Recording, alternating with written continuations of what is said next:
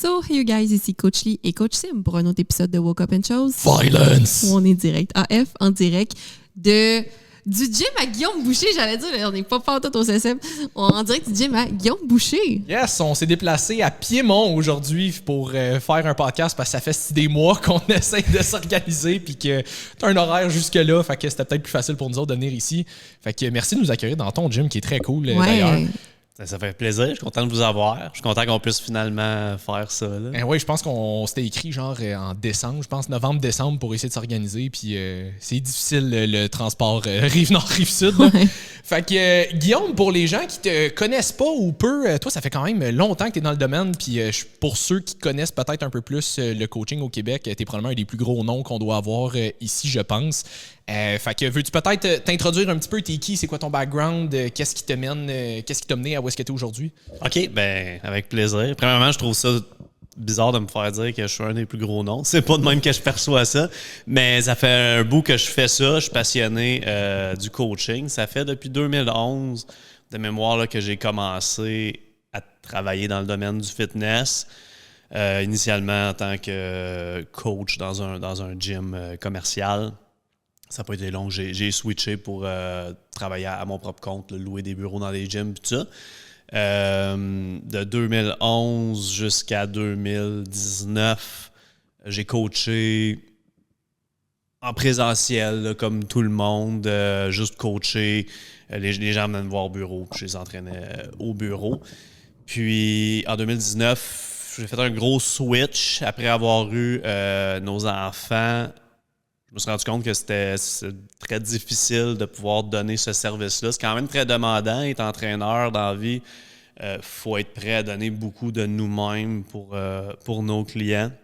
C'est beaucoup d'heures pour pas beaucoup d'argent, souvent. Puis là, je commençais à me questionner si ça allait être soutenable de pouvoir faire ça avec des enfants, puis tous les imprévus. Puis c'est ça qui m'a mené un peu vers switcher vers un service qui est online. De toute façon, j'en faisais un petit peu déjà, puis mes clients avaient des aussi bons résultats de cette manière-là. Fait que je me suis dit, je vais essayer pendant un certain temps. Au début, c'était plus temporaire. Je ne savais pas trop où je m'en allais avec ça. De faire ça juste online. Puis finalement, est arrivée la COVID. Fait que là, j'ai été forcé de rester online, mais je continuais à servir mes clients, ils continuaient à avoir des bons résultats. Puis à un certain stade, il a fallu que j'engage parce que je ne pouvais pas fournir à la demande. Puis là, 5 ans plus tard, on est rendu avec une équipe de 14 personnes, 8 coachs. On vient d'engager un autre coach, encore une fois. Puis on a une belle clientèle, beaucoup de clientèle partout au Québec, dans 9 pays, en fait, même majoritairement au Québec. 9 pays? Ouais, mais d'autres pays francophones, là, mais ouais. Mais c'est hot. Là, online, ça permet ça, là, c'est ça qui est le fun. Oui. Puis, ouais, la vie est le fun, puis on va continuer comme ça. C'est très cher. Puis là, toi, comment ça s'est passé ta transition en ligne, surtout quand tu disais au début, tu savais pas nécessairement trop où tu t'enlignais. Je pense qu'en 2019, je pense que tu dis que tu as fait le switch. C'était pas encore si populaire que ça, je pense, là, online.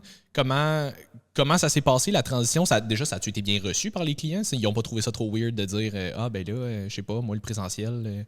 J'avais une certaine quantité de clients qui étaient déjà... Parce que j'avais un certain following sur les réseaux sociaux.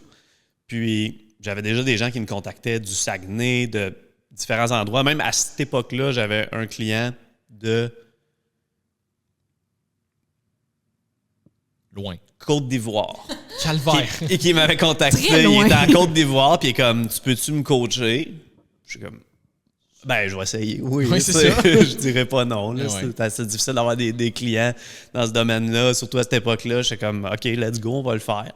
Fait que j'avais déjà quelques clients online. J'avais aucune idée de ce que je faisais. Honnêtement, la qualité du service que je donnais à cette époque-là, c'était vraiment pas bon, là, à mes yeux. Mais c'était standard selon ce qui se faisait à ce moment-là. Puis... Fait que j'avais déjà un petit peu cette sécurité-là. Puis à un moment donné, de toute façon, le gym où j'étais avait fermé, avait déménagé, mais c'était une anarchie totale. Là. C'était pas faisable de travailler là. Fait que de toute façon, il aurait fallu que je me trouve un autre lieu de travail. Puis là, à un moment donné, j'ai juste testé, j'ai posé la question à mes clients. Puis 80% de mes clients me disaient ça serait correct. Moi, je serais prêt à continuer, même si on fait ça de cette manière-là. Fait que j'ai juste switché. Puis là, à ce moment-là, je me suis ramassé un peu dans une sorte d'impasse, si on veut, où est-ce que là, je trouvais que j'avais plus l'impact que j'aurais voulu avoir avec ma clientèle. C'est ça qui m'a mené à vouloir développer quelque chose de différent en termes de service. Puis, c'est ça qui fait qu'on fait ce qu'on fait aujourd'hui.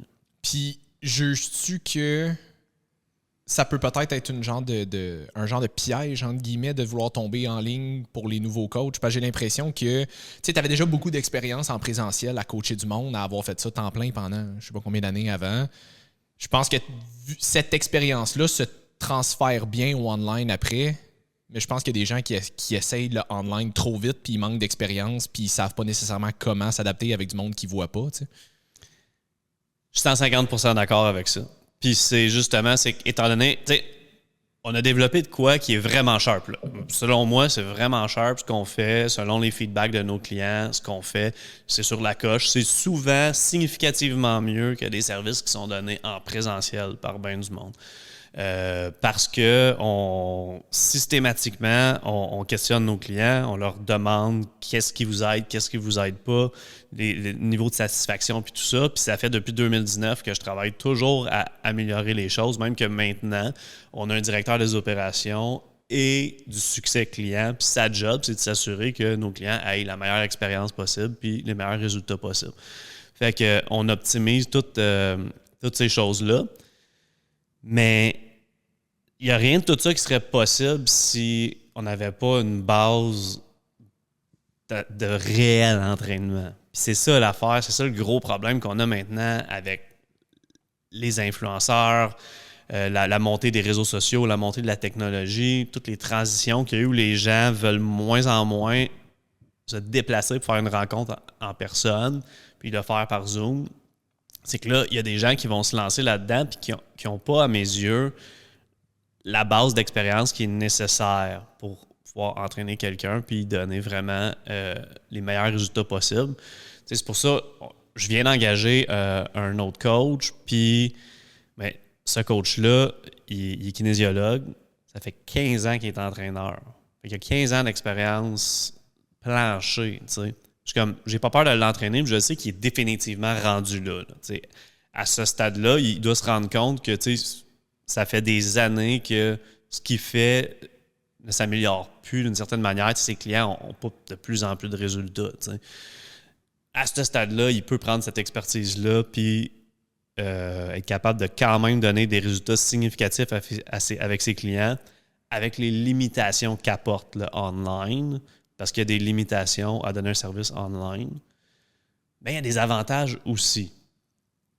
Les avantages, je trouve, ne surpassent pas forcément les limitations.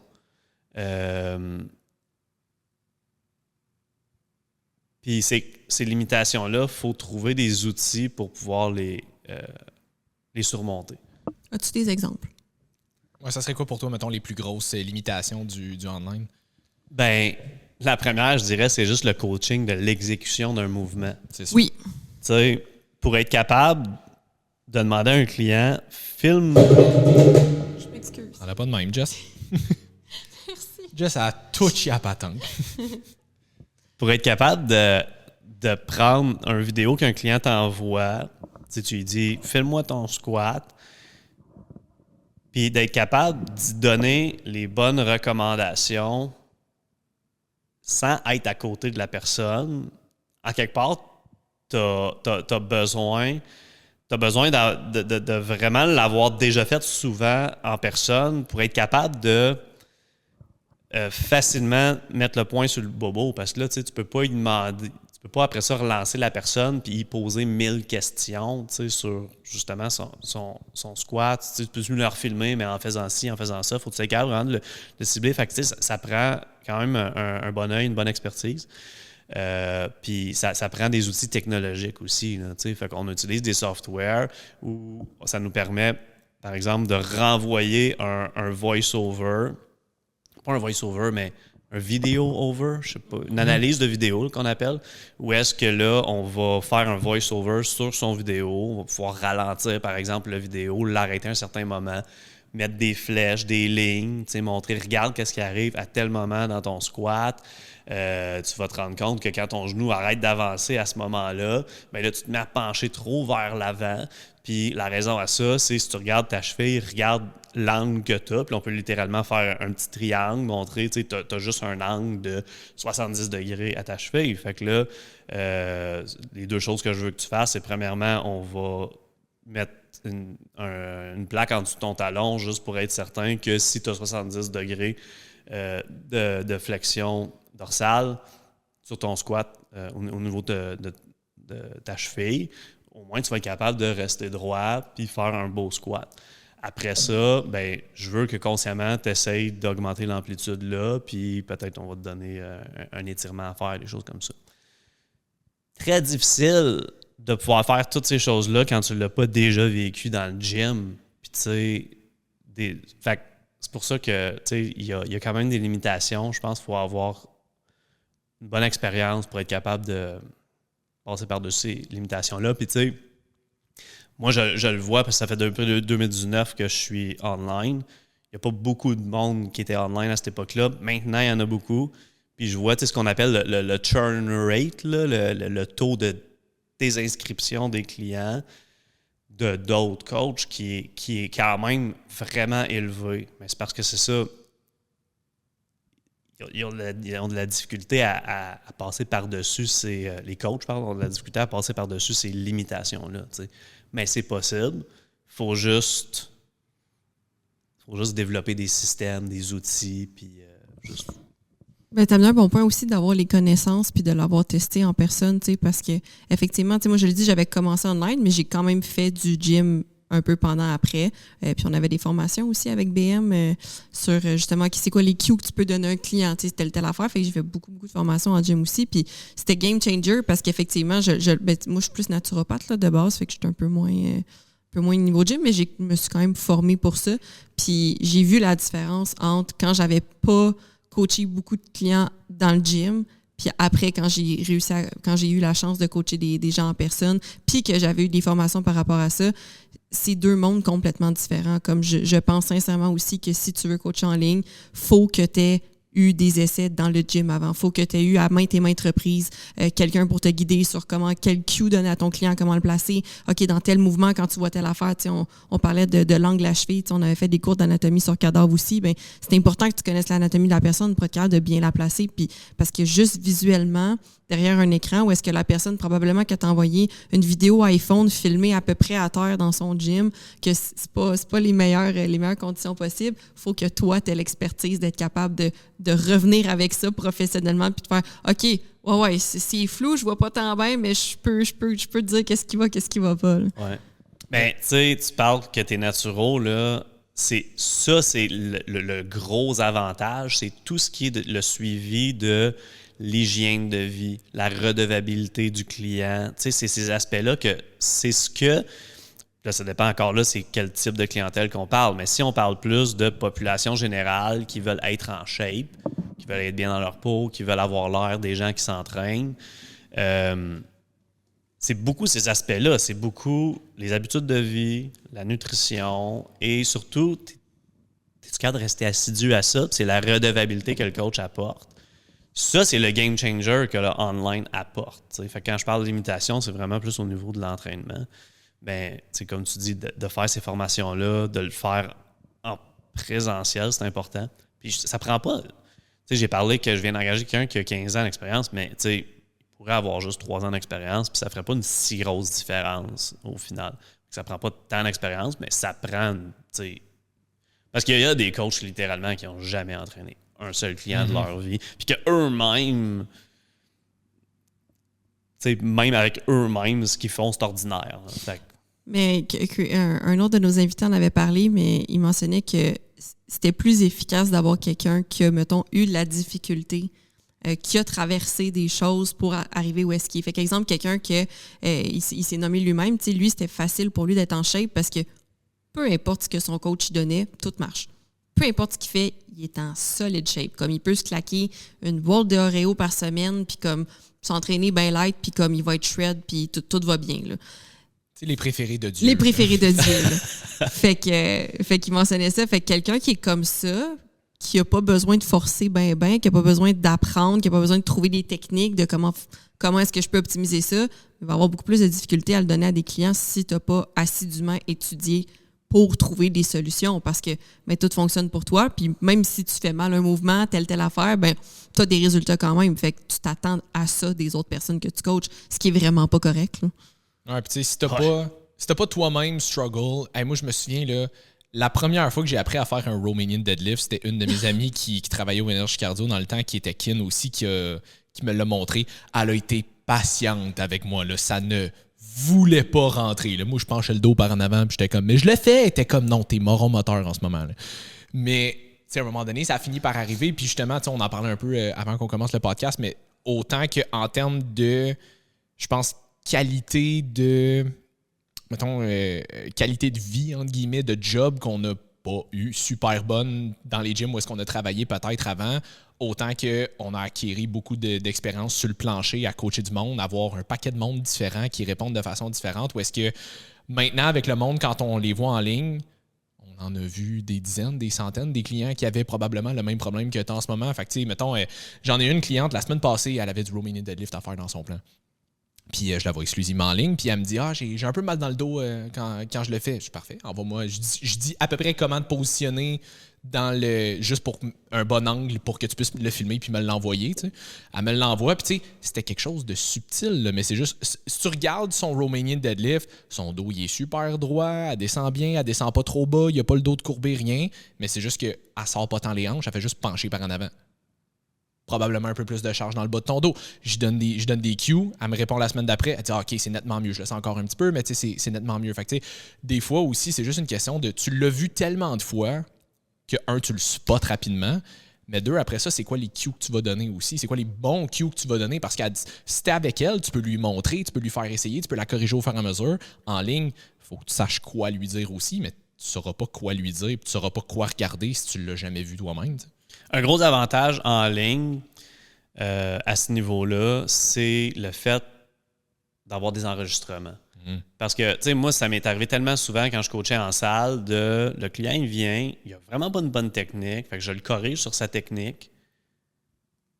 Mais, tu sais, cette correction-là, ça a duré 3 minutes dans sa journée, tu sais. Le lendemain, il l'a oublié en majeure partie. Moi, je ne le revois pas avant un mois plus tard, sa technique est encore ordinaire. Fait que là, s'il veut avoir une meilleure intégration de la bonne technique, il faut que je le voie à une fréquence qui est plus élevée. Il faut que je le voie toutes les semaines, 2 fois par semaine, 3 fois par semaine. À chaque fois qu'on augmente cette fréquence-là, bien, les coûts ils augmentent. T'sais. Moi, j'avais des clients qui me payaient au-dessus de 1 000$ par mois parce que je les voyais 4 fois par semaine. C'est sûr qu'eux, ils intégraient les techniques plus vite, mais le coût venait avec.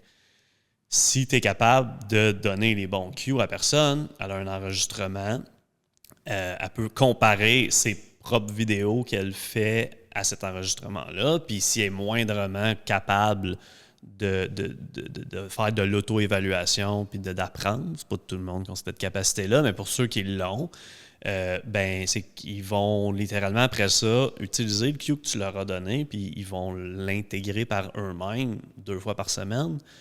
Et le mois d'après, il y a plus de chances que la personne ait une meilleure technique comme ça. Puis là, c'est qu'on vient de briser le fameux loop. Puis tu sais, ça, c'était l'ancienne méthode. Hein? Les coachs, c'était, tu sais, il faut qu'on se voit le plus souvent possible. C'était comme ils justifiaient leur job avec, tu sais, on échange du temps contre de l'argent. Maintenant, on échange une solution contre de l'argent. Fait que c'est plus du temps contre de l'argent. Tu sais.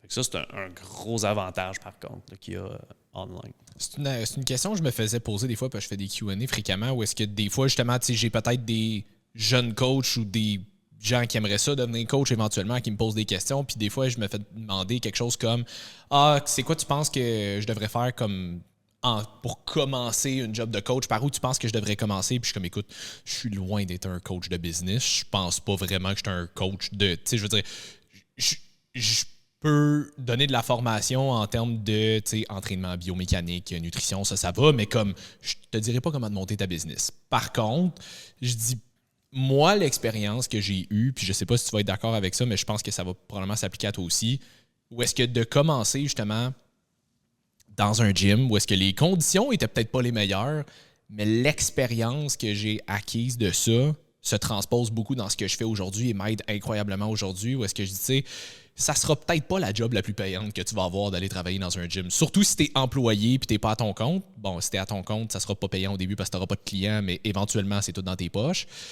Il y a des avantages et des inconvénients partout, mais je pense que d'avoir de l'exposition à une grande clientèle en partant pour acquérir de l'expérience, puis éventuellement, peut-être, te partir de ton bar, je pense que ça a une grande valeur.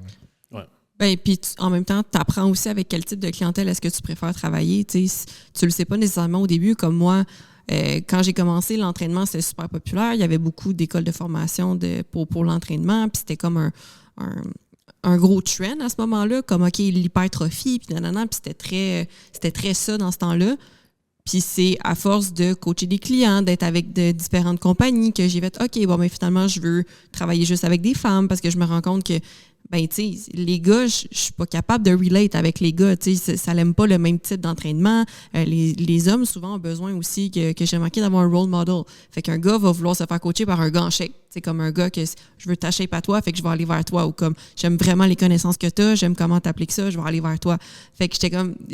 Certains, j'ai plus coaché les chums de mes clientes que d'autres choses parce que ça allait bien de faire les deux en même temps. Mais c'est ça. Fait que, je pense aussi qu'en ayant une variété de clientèle, tu finis par trouver OK, mais moi, ma niche, ça va être ça.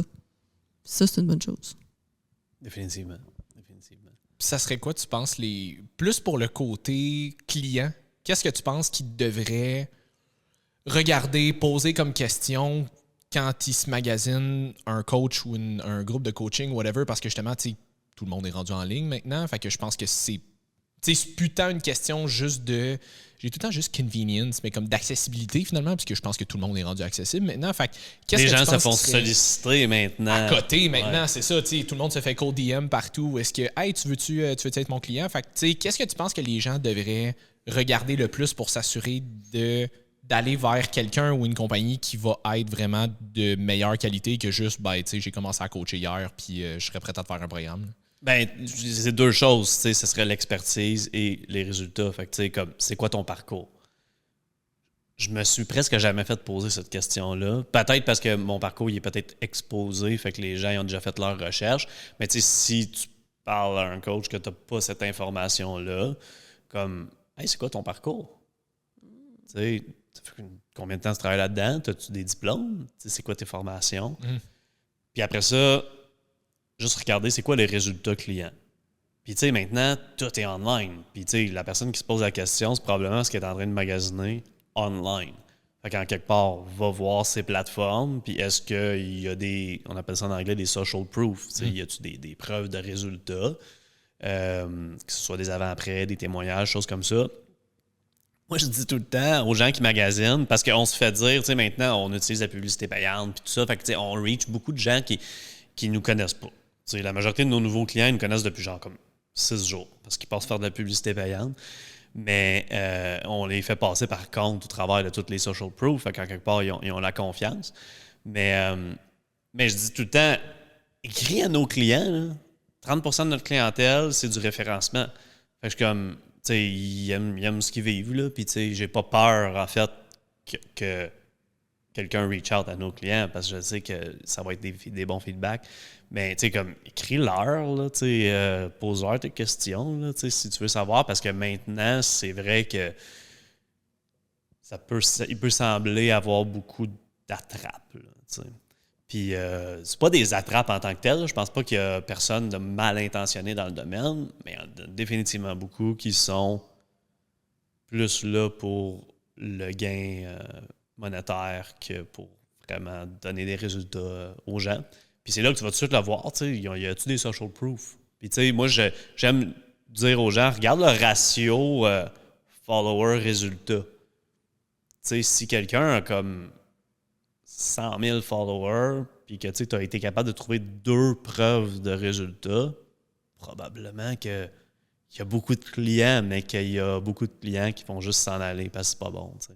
Fait que c'est de faire ces recherches là, à ce niveau-là, en tant que client. futurs clients. C'est très important. Deux points qui me viennent par rapport à ça. La première, comment tu te sens, toi, par rapport au, justement, mettons, c'est quoi tes formations? Parce que je pense que toi, tu as fait beaucoup de formations, mais tu sais, mettons, c'était des formations plus privées. C'était pas nécessairement genre un bac en kin ou quoi que ce soit. Là.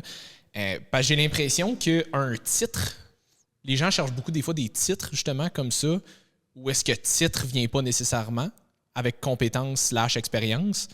Fait que comment dissocier, justement, titre de diplôme, d'expérience, comme pour savoir, finalement, est-ce que le titre vaut l'expérience et la compétence ou...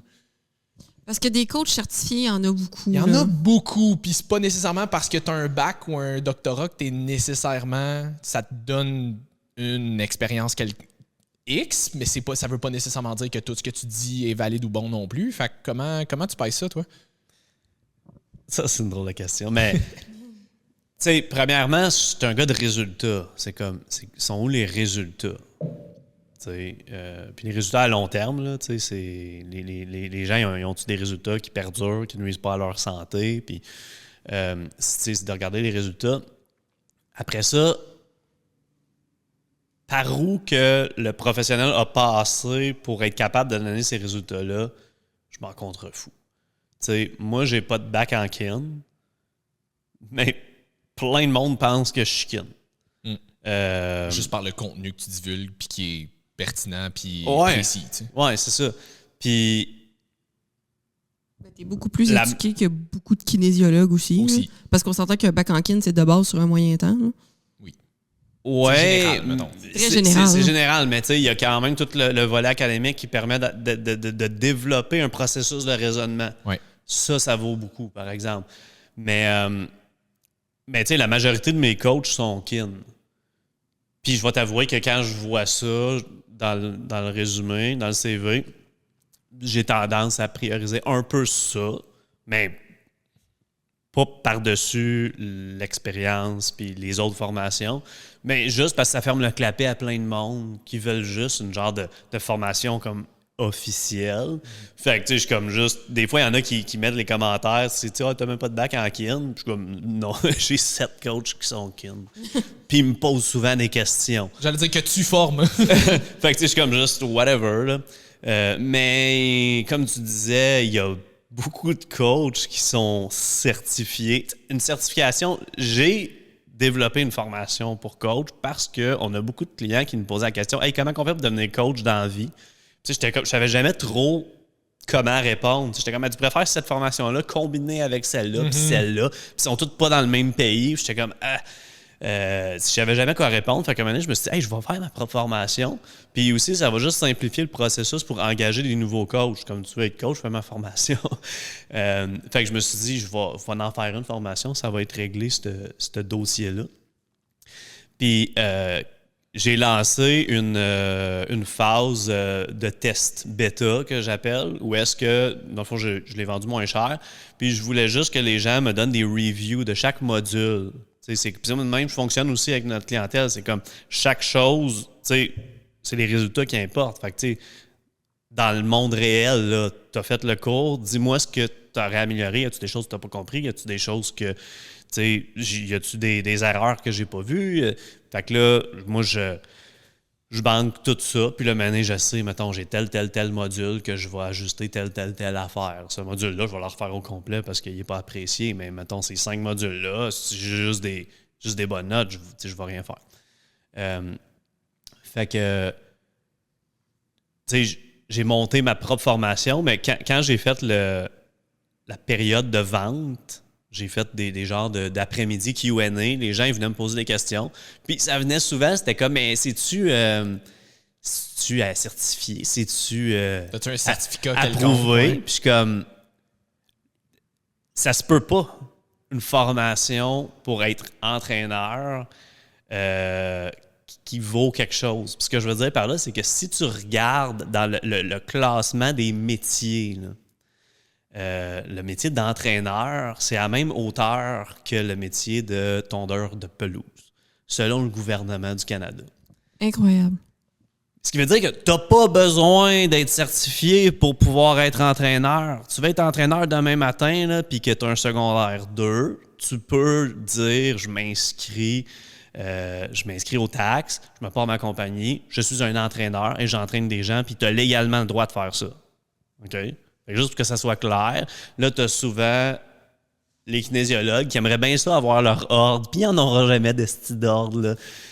Que là, sont comme non, tu sais, c'est la sécurité des gens. C'est la sécurité des gens, là. Tu sais, comme on s'entend que de passer une personne qui s'entraîne pas à une personne qui s'entraîne, comme tu viens d'améliorer sa sécurité, là. Tu sais, comme oui, quelqu'un peut se blesser à l'entraînement. C'est pas ton back en kin qui va empêcher quelqu'un de se blesser non plus, tu sais. Ouais, c'est sûr qu'il y en a des coachs qui sont pas bons, tu sais, qui peuvent scraper le monde, là. C'est ça.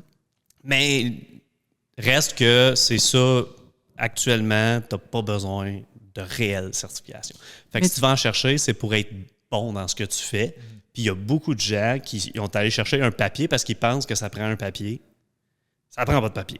Mais ils pensent, fait que là, ils sont allés faire l'académie des Joe Bill. Ce n'est pas une recommandation de commencer à coacher sans aucune connaissance. Non, c'est ça. Non, vraiment pas. Vraiment pas. Ben, c'est qu'il y a plein de monde qui ont comme un papier, puis c'est ça, hey, je suis entraîneur, j'ai un papier. Mais est-ce que ton papier, il change rien? Là? Puis des formations de merde, il y en a tellement. Pourquoi qu'il y en a tellement? Parce que n'importe qui peut se partir une formation. Je me suis parti d'une formation. Puis Tu es n'importe qui. je suis n'importe qui. C'est ça. Mais non, mais ce que je veux dire, c'est que j'ai mis beaucoup d'efforts pour la formation. Je pense qu'elle est très bonne. Il n'y a pas beaucoup de gens qui l'ont terminée puis qui ont réussi tous les examens parce que je l'ai mis difficile, parce que j'ai des hauts standards. Puis les gens qui ont mon stamp, je veux pas que ça s'aille du monde Joe Bill. Mais il y en a plein de... Moi, j'ai vu ça, des genres d'usines à entraîneurs, parce que c'est une business de former des gens, des usines à entraîneurs, où est-ce que, tu sais, c'est une vraie joke avoir la formation, là.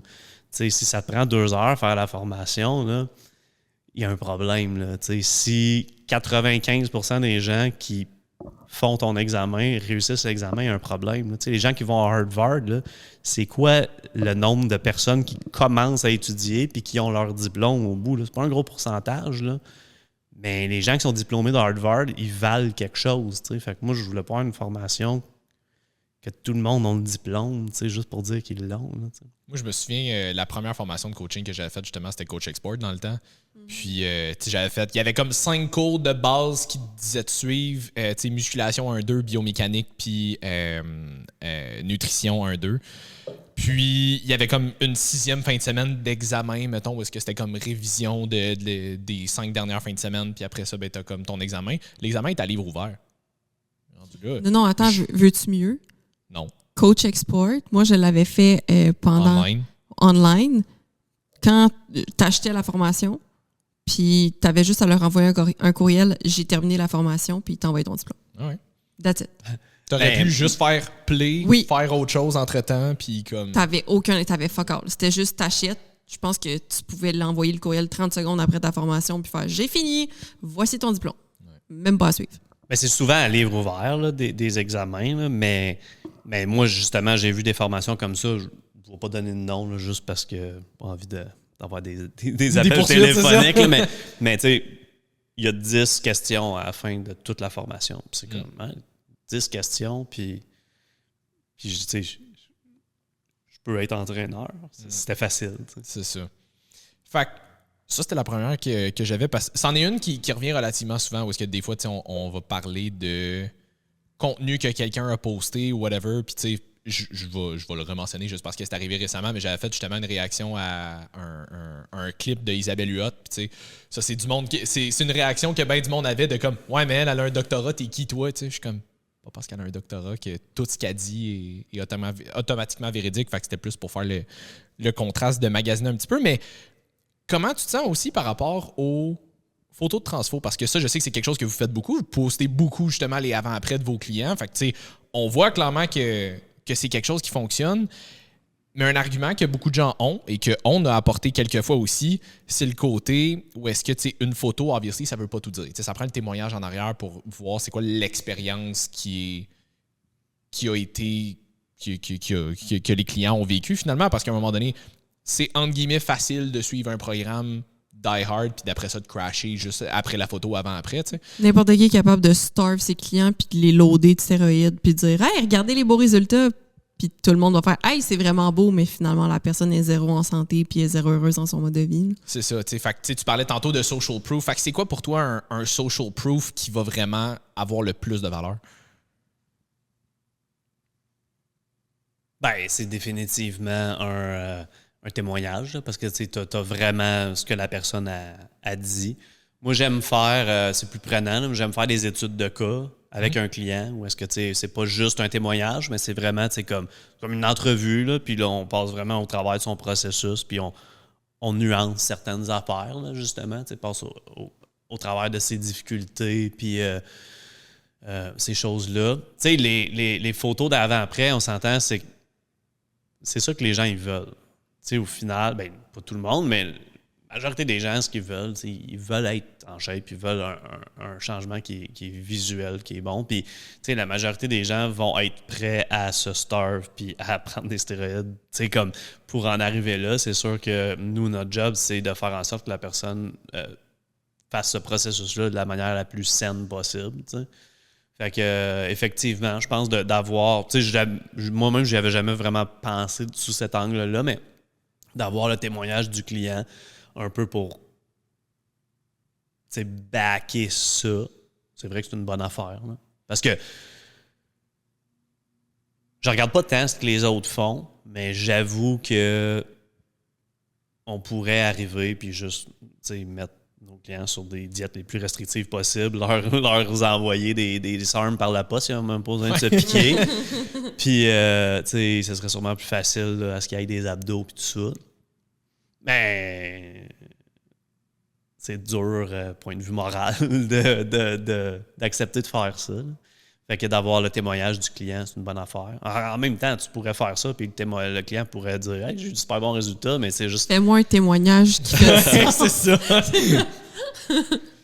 Mais ouais, je pense que l'étude de cas est probablement la meilleure chose que tu peux faire, parce que là, tu sais, surtout, mettons, le client qui magasine, il va savoir dans quoi s'attendre. Parce qu'il y en a que c'est ça qu'ils veulent. Il y en a qui sont comme « Moi, je veux le shortcut ». Moi, je vais y prendre des stéroïdes, ça me dérange pas de filer comme une larve, comme d'avoir des abdos. Ouais, c'est ça. Fait que c'est là que de justement, essayer de regarder un peu c'est quoi l'approche du coach, puis de regarder des études de cas, ça peut être intéressant pour justement comme voir c'est quoi l'approche. Là. 100%, c'est juste que moi, mon problème, entre guillemets, avec ça, c'est juste que, encore une fois, on parlait de compétences. De un, les stéroïdes, c'est pas tout le monde qui devrait avoir le droit d'en conseiller parce que là, tu tombes dans quelque chose qui peut être... Très peu de gens sont assez compétents pour le conseiller. C'est que là, ça peut devenir excessivement dangereux pour la santé des gens. Puis tu sais, c'est parce que le problème, c'est qu'il y a des gens qui sont pas conscients. En fait, la plupart des gens ne sont pas conscients des effets négatifs que ça peut avoir à long terme, autant d'un trop gros déficit calorique, une diète qui est vraiment zéro adaptée à justement consommer des stéroïdes anabolisants. T'sais. Fait que si les clients veulent en faire, t'en demandes parfait, mais c'est juste que je trouve qu'il y a un très gros manque de conscientisation autour de ces méthodes-là qui sont, oui, plus efficaces, plus rapides, mais à quel prix? Puis après ça, c'est ce que je trouve plate, c'est moi, je pense à des petites filles qui sont super naïves, entre autres, là, qui veulent commencer à faire du bodybuilding ou qui sont orientées vers ce genre de choses-là, puis que finalement, ils ne s'attendaient pas à avoir autant de problèmes après parce que le coach a probablement diminué qu'est-ce qui pouvait arriver. Puis là, il y en a qui les avertissent, ils le font pareil. Là, ça, je veux dire, à un moment donné, tu as 50% de responsabilité là-dedans aussi. Là. Mais c'est plus à ce niveau-là que je suis comme... Il y en a qui sont quand même très mal intentionnés. Là. Ben moi, la raison pourquoi qu'on fait pas du coaching pour du bodybuilding puis qu'on fait très peu de préparation, c'est que j'ai tout le temps eu un gros problème moral que d'avoir des clients dans ce domaine-là. Parce que, tu sais, on va pas se mentir, 100% de tes clients qui sont sur stock t'impactent négativement leur santé à long terme. C'est comme... faudrait vraiment être stupide là, pour dire non, c'est safe, là, si c'est bien fait, c'est safe. T'sais, non, tu te mets à toi-même. Là, c'est comme, c'est sûr et certain que tu écourtes ton espérance de vie. T'sais. T'as pas des bonnes façons de le faire, t'en as juste des moins pires. Tu peux faire du damage control, là, définitivement. Puis il y en a qui font faire ça tout croche, qui vont vraiment comme accélérer les problèmes. Mais il n'y a aucune personne, c'est quand je suis sur le stock, je prolonge mon espérance de vie à faire ça. Fuck it. Là. Mais là, c'est que là, quand tu commences à Puis, tu sais, si tu veux faire ça, that's fine. Tu sais, comme. Aucun problème. You do you, boubou. Fais ce que tu veux. Mais moi, moralement, je suis tout le temps une genre de règle de c'est quoi l'impact positif que tu as chez quelqu'un. Tu sais, peu importe ce qu'on va faire, on va tout le temps avoir un impact positif et négatif. Même si notre intention est 100% positive, il va y avoir certains impacts négatifs dans nos actions. Genre nos clients qui sont raqués pendant 4 jours quand il y a un nouveau plan. Ouais. Non, mais tu sais, je te donnais un exemple. Tu sais, quelqu'un qui, tu sais, tu transformes sa vie, mettons, physiquement, sa santé va mieux, la personne a plus d'énergie, tout ça. Mais les restrictions qu'elle doit faire dans son quotidien, c'est pas juste positif pour sa famille. C'est faux. Là, on va dire, ah non, mais tu vas être une meilleure version de toi-même pour ta famille. Oui, mais il y a des moments que tu vas pas vivre avec certains membres de ta famille. Ça se peut que ces membres-là sont pas prêts à faire ces changements-là et que ça va effriter un peu les relations. Fait que, bien que, à mes yeux, l'impact positif est plus grand que l'impact négatif. Il y en a toujours un. Mais là, quand on vient le temps de, mettons, coacher du monde, dans du bodybuilding, par exemple, la personne, elle va le faire. Que ce soit avec toi ou sans toi, elle va le faire. Fait que tu peux dire, ben, tu sais, elle va le faire pareil. Fait que, aussi bien de bien le faire avec moi. Mais, tu sais, en quelque part, tu es quand même complice de ça. T'sais. Ça serait un peu, je vais donner un exemple, ça serait, mettons faire du coaching d'anorexique. Dire, ben moi, je vais faire une business, je vais aider les anorexiques à être mieux anorexiques. Comme à moins se créer du dommage. Je vais pas essayer de les sortir de l'anorexie. Je vais essayer de juste les coacher dans leur anorexie pour que ce soit moins pire. Tu vas te faire manger ça serait stupide, juste right? sa ligne avant que tu meurs. Là. Tout le temps, juste sa ligne. Ça serait stupide, mais tu sais, moi, c'est pour cela que j'ai tout le temps eu un gros problème moral que de commencer à prescrire, faire un acte médical illégal, de prescrire des cycles de stéroïdes à des gens, puis dire que, comme suis ça. T'sais, moi, je compare ça un peu à... Fait que, mais je comprends que c'est là, c'est un sport en soi, c'est là pour rester, comme that's fine, mais personnellement, c'est pour ça que j'ai jamais embarqué à faire ça. Ben, c'est une des raisons pour lesquelles, moi, les compétitions m'intéressaient pas. Personnellement, pour en faire, moi, parce que justement, là, je suis en prep pour mon deuxième photoshoot, puis c'est une question qui me revenait souvent, t'aimerais-tu ça, éventuellement, faire une compétition? Puis je suis comme, non, parce que les stéroïdes m'intéressent pas en tout. Puis j'ai pas encore vu de compétition naturelle où il n'y avait pas du monde ces stéroïdes pareil. Fait que je suis comme aucun intérêt là-dedans. Ouais.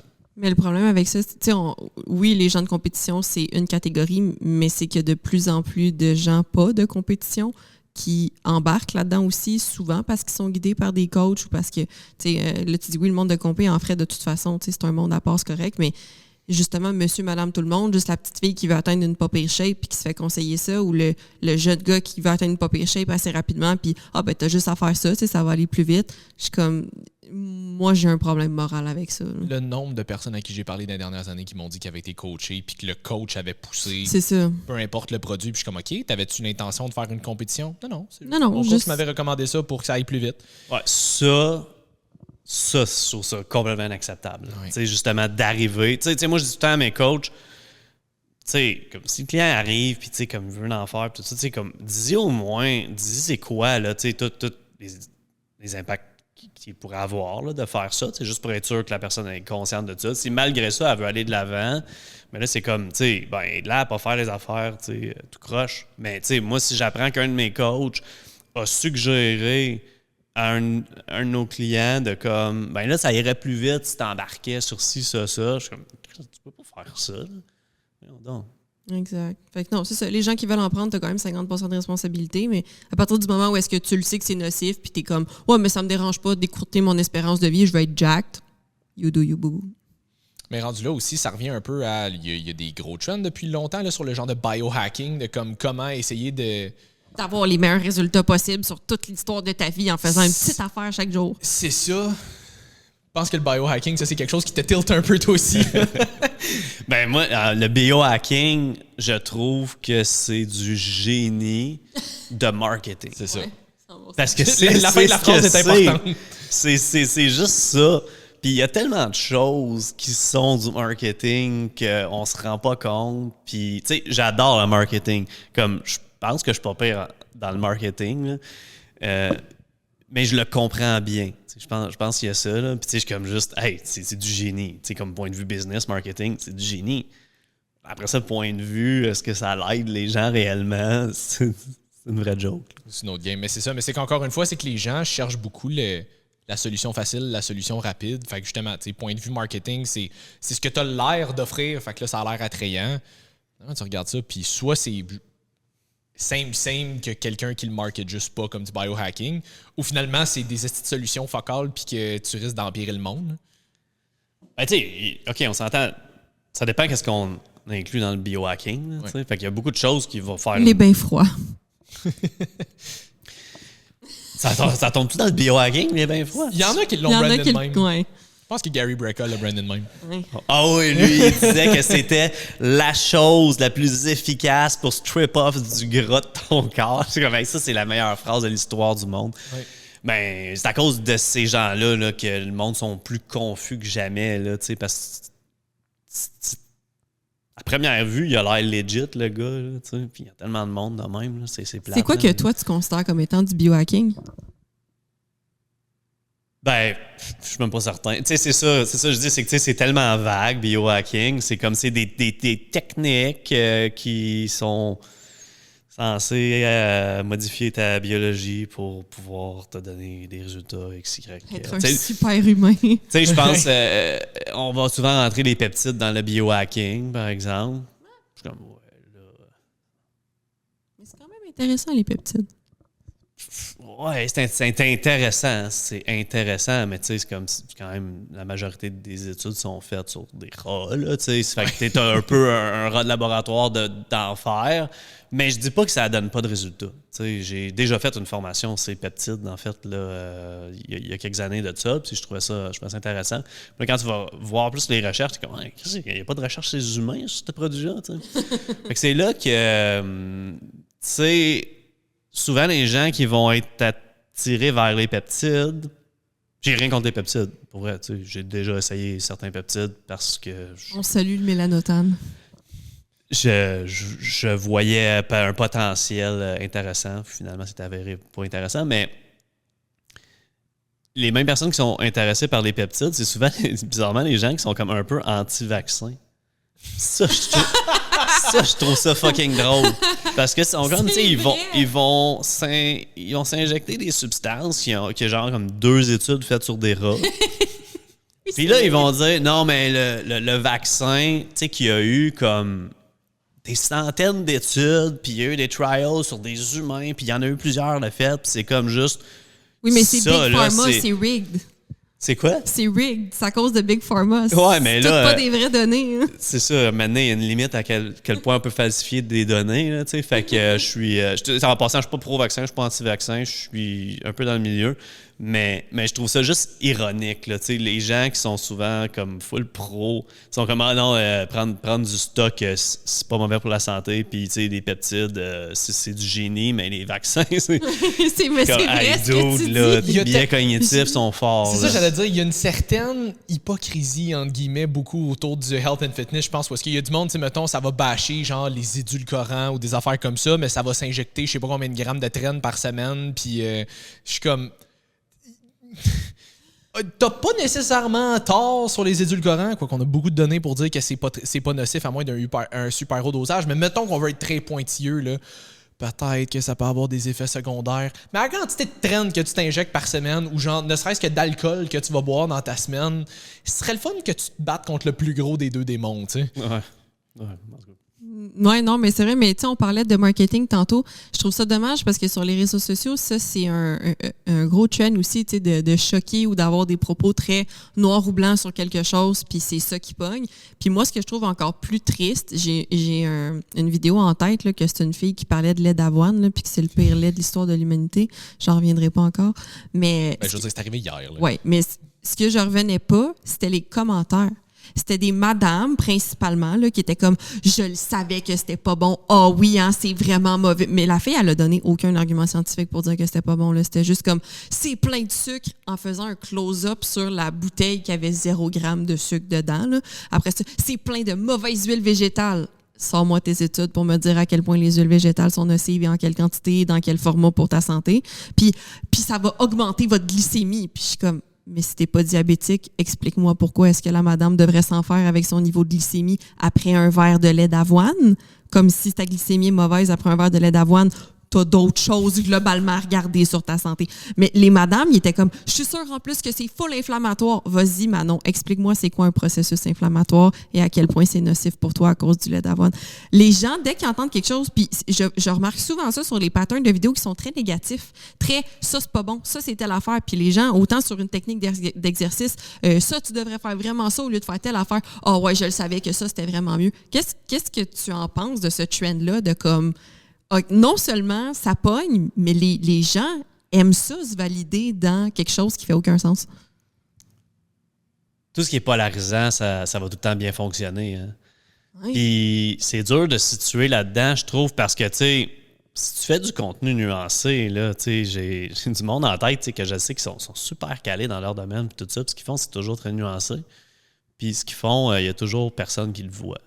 T'sais. Oui. C'est plate. C'est eux que les gens devraient écouter.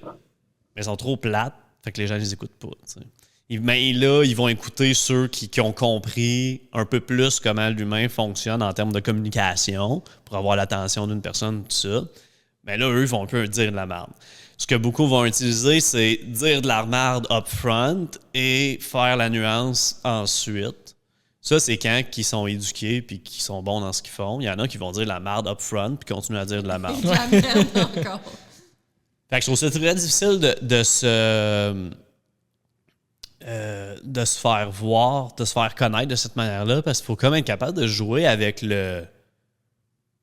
Tu sais, je vais attirer l'attention, mais je vais dire quelque chose de bon. Fait que, tu sais, j'aime bien... Maintenant, il y a beaucoup de gens, tu sais, je parlais tantôt de Scientific Snitch, Dr. c'est quoi son nom? Dr. Ids. Ids, tu sais, eux, dans le fond, ils font des trucs de réaction au contenu, puis souvent à ces contenus-là, puis ils adressent un peu les choses.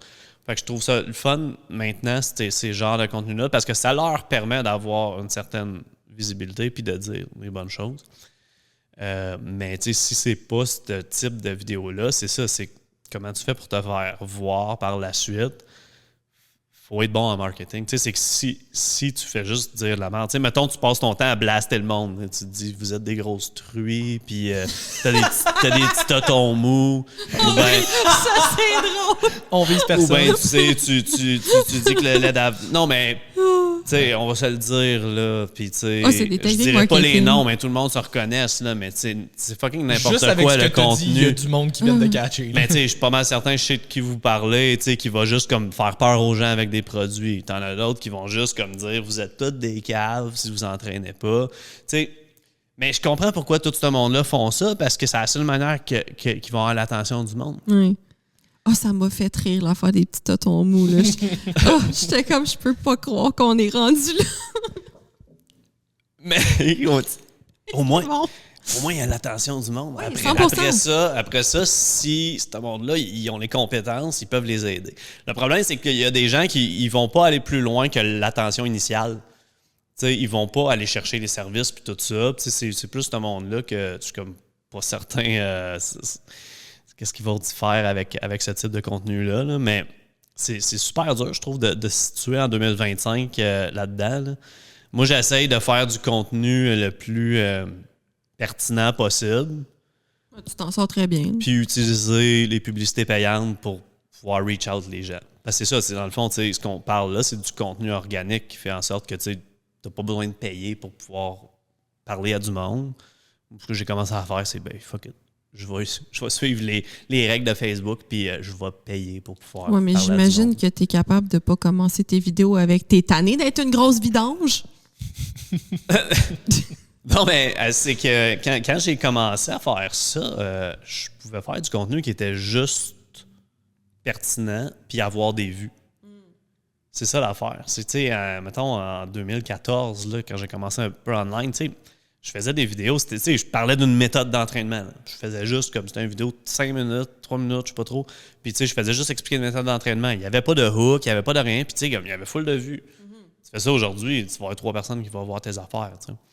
Fait que ça devient plus difficile là, pour les gens. Là, fait que là, il faut être super habile en marketing. Puis c'est pour ça qu'à cette heure, il y a des coachs qui sont plus qualifiés en marketing puis en business que dans leur service. Ouais, c'est drôle parce que je me suis fait... en fait, je pense que c'est à partir de là qu'on a comme restarté la conversation de faudrait qu'on refasse un podcast finalement où est-ce que j'avais fait un Q&A puis il y a quelqu'un qui m'avait demandé qu'est-ce que je pensais de ton contenu justement puis j'ai commencé à faire plus de reaction à du contenu de d'autres mondes. Puis ce qu'une personne m'avait dit, elle dit, je pense que la raison pour laquelle on t'a demandé ça, c'est parce que justement, je pense que dernièrement, tu as commencé à faire plus de contenu où est-ce que justement, tu avais comme un hook en partant, puis après ça, ben là, tu vas ajouter le contenu, justement, parce que, ben Chris, c'est la seule manière qu'on est capable d'avoir des vues aujourd'hui. Puis c'est exactement ce que je lui disais. J'étais comme, elle dit, peut-être que des fois, elle dit, le genre de hook en premier, il a l'air, comment je pourrais dire, punché, comme peut-être comme justement qui fesse beaucoup, fait que des fois peut-être que les gens se demandent si ce qui vient avec est bon, mais je dis c'est ça, je l'expliquais, j'étais comme je dis ben honnêtement, c'est de même qu'on doit faire du contenu maintenant parce que si on n'a pas quelque chose qui t'accroche en 0.8 secondes, on swipe à autre chose puis le message se rend pas, fait que tu sais ultimement notre but, je crois, en tant que coach, c'est d'aider le monde. On veut juste qu'il soit en meilleure shape, en meilleure santé, qu'il le fasse avec le moins de problèmes possible. Fait que je dis, pour être capable de faire passer le message, faut qu'on les accroche avec quelque chose, parce que sinon, ils vont aller voir quelqu'un d'autre qui va avoir juste de quoi de cave à dire parce que c'était accrocheur. T'sais. Fait que, moi, ça, c'est une affaire que je me dis des fois quand j'édite des vidéos que je vais publier ou est-ce que je fais un extrait de podcast ou quelque chose de même. Puis, en podcast, le but d'avoir une plateforme où est-ce qu'on fait plus de long-form content, justement, c'est de pouvoir apporter de la nuance, puis du contexte, puis de pouvoir rentrer dans plus de détails. Puis des fois, je veux sortir un clip, je me ramasse avec un clip de genre 2 minutes, puis je suis comme, Chris, il me semble que c'est long pour les réseaux sociaux. Est-ce que je pourrais couper ici, puis couper là, puis je suis comme, tu sais quoi, non. Les gens qui vont l'écouter, puis ils vont avoir tout le contenu, puis le contexte. Les gens qui vont trouver ça trop long, trop whatever, ben comme, ils iront voir du monde qui vont dire de la merde, puis écoute, rendu là. Moi, je vais me sentir mieux par rapport à ce que je fais, puis la job que je fais, en apportant tout le contenu puis le contexte, parce que je sais qu'il est important puis il est pertinent. T'sais. Mais est-ce que toi, tu préférais faire des vidéos juste où est-ce que tu peux expliquer de la matière? T'as-tu quelque chose qui t'allumait plus de faire ça que les vidéos aujourd'hui ou ça te dérange pas trop de t'adapter? Non, j'aimais définitivement plus. Ben, en fait, une des raisons pourquoi que je fais ce que je fais là, c'est juste parce que j'ai pas beaucoup de temps pour le filmer. Fait que là, je trouvais ça super pratique d'avoir quelqu'un qui fait juste venir ici, puis mettons 2 après-midi par mois, puis tu sais, on filme ça en batch, tu sais, mais pendant vraiment longtemps, j'avais mon petit tableau blanc, là, puis j'expliquais des affaires, puis tu sais, toutes mes vidéos, c'était genre 12 minutes. Ça, j'adorais faire ça, là, tu sais, tu pourrais me planter devant un tableau, puis j'explique des affaires, puis comme juste, moi, j'ai du fun à faire ça, j'adore faire ça.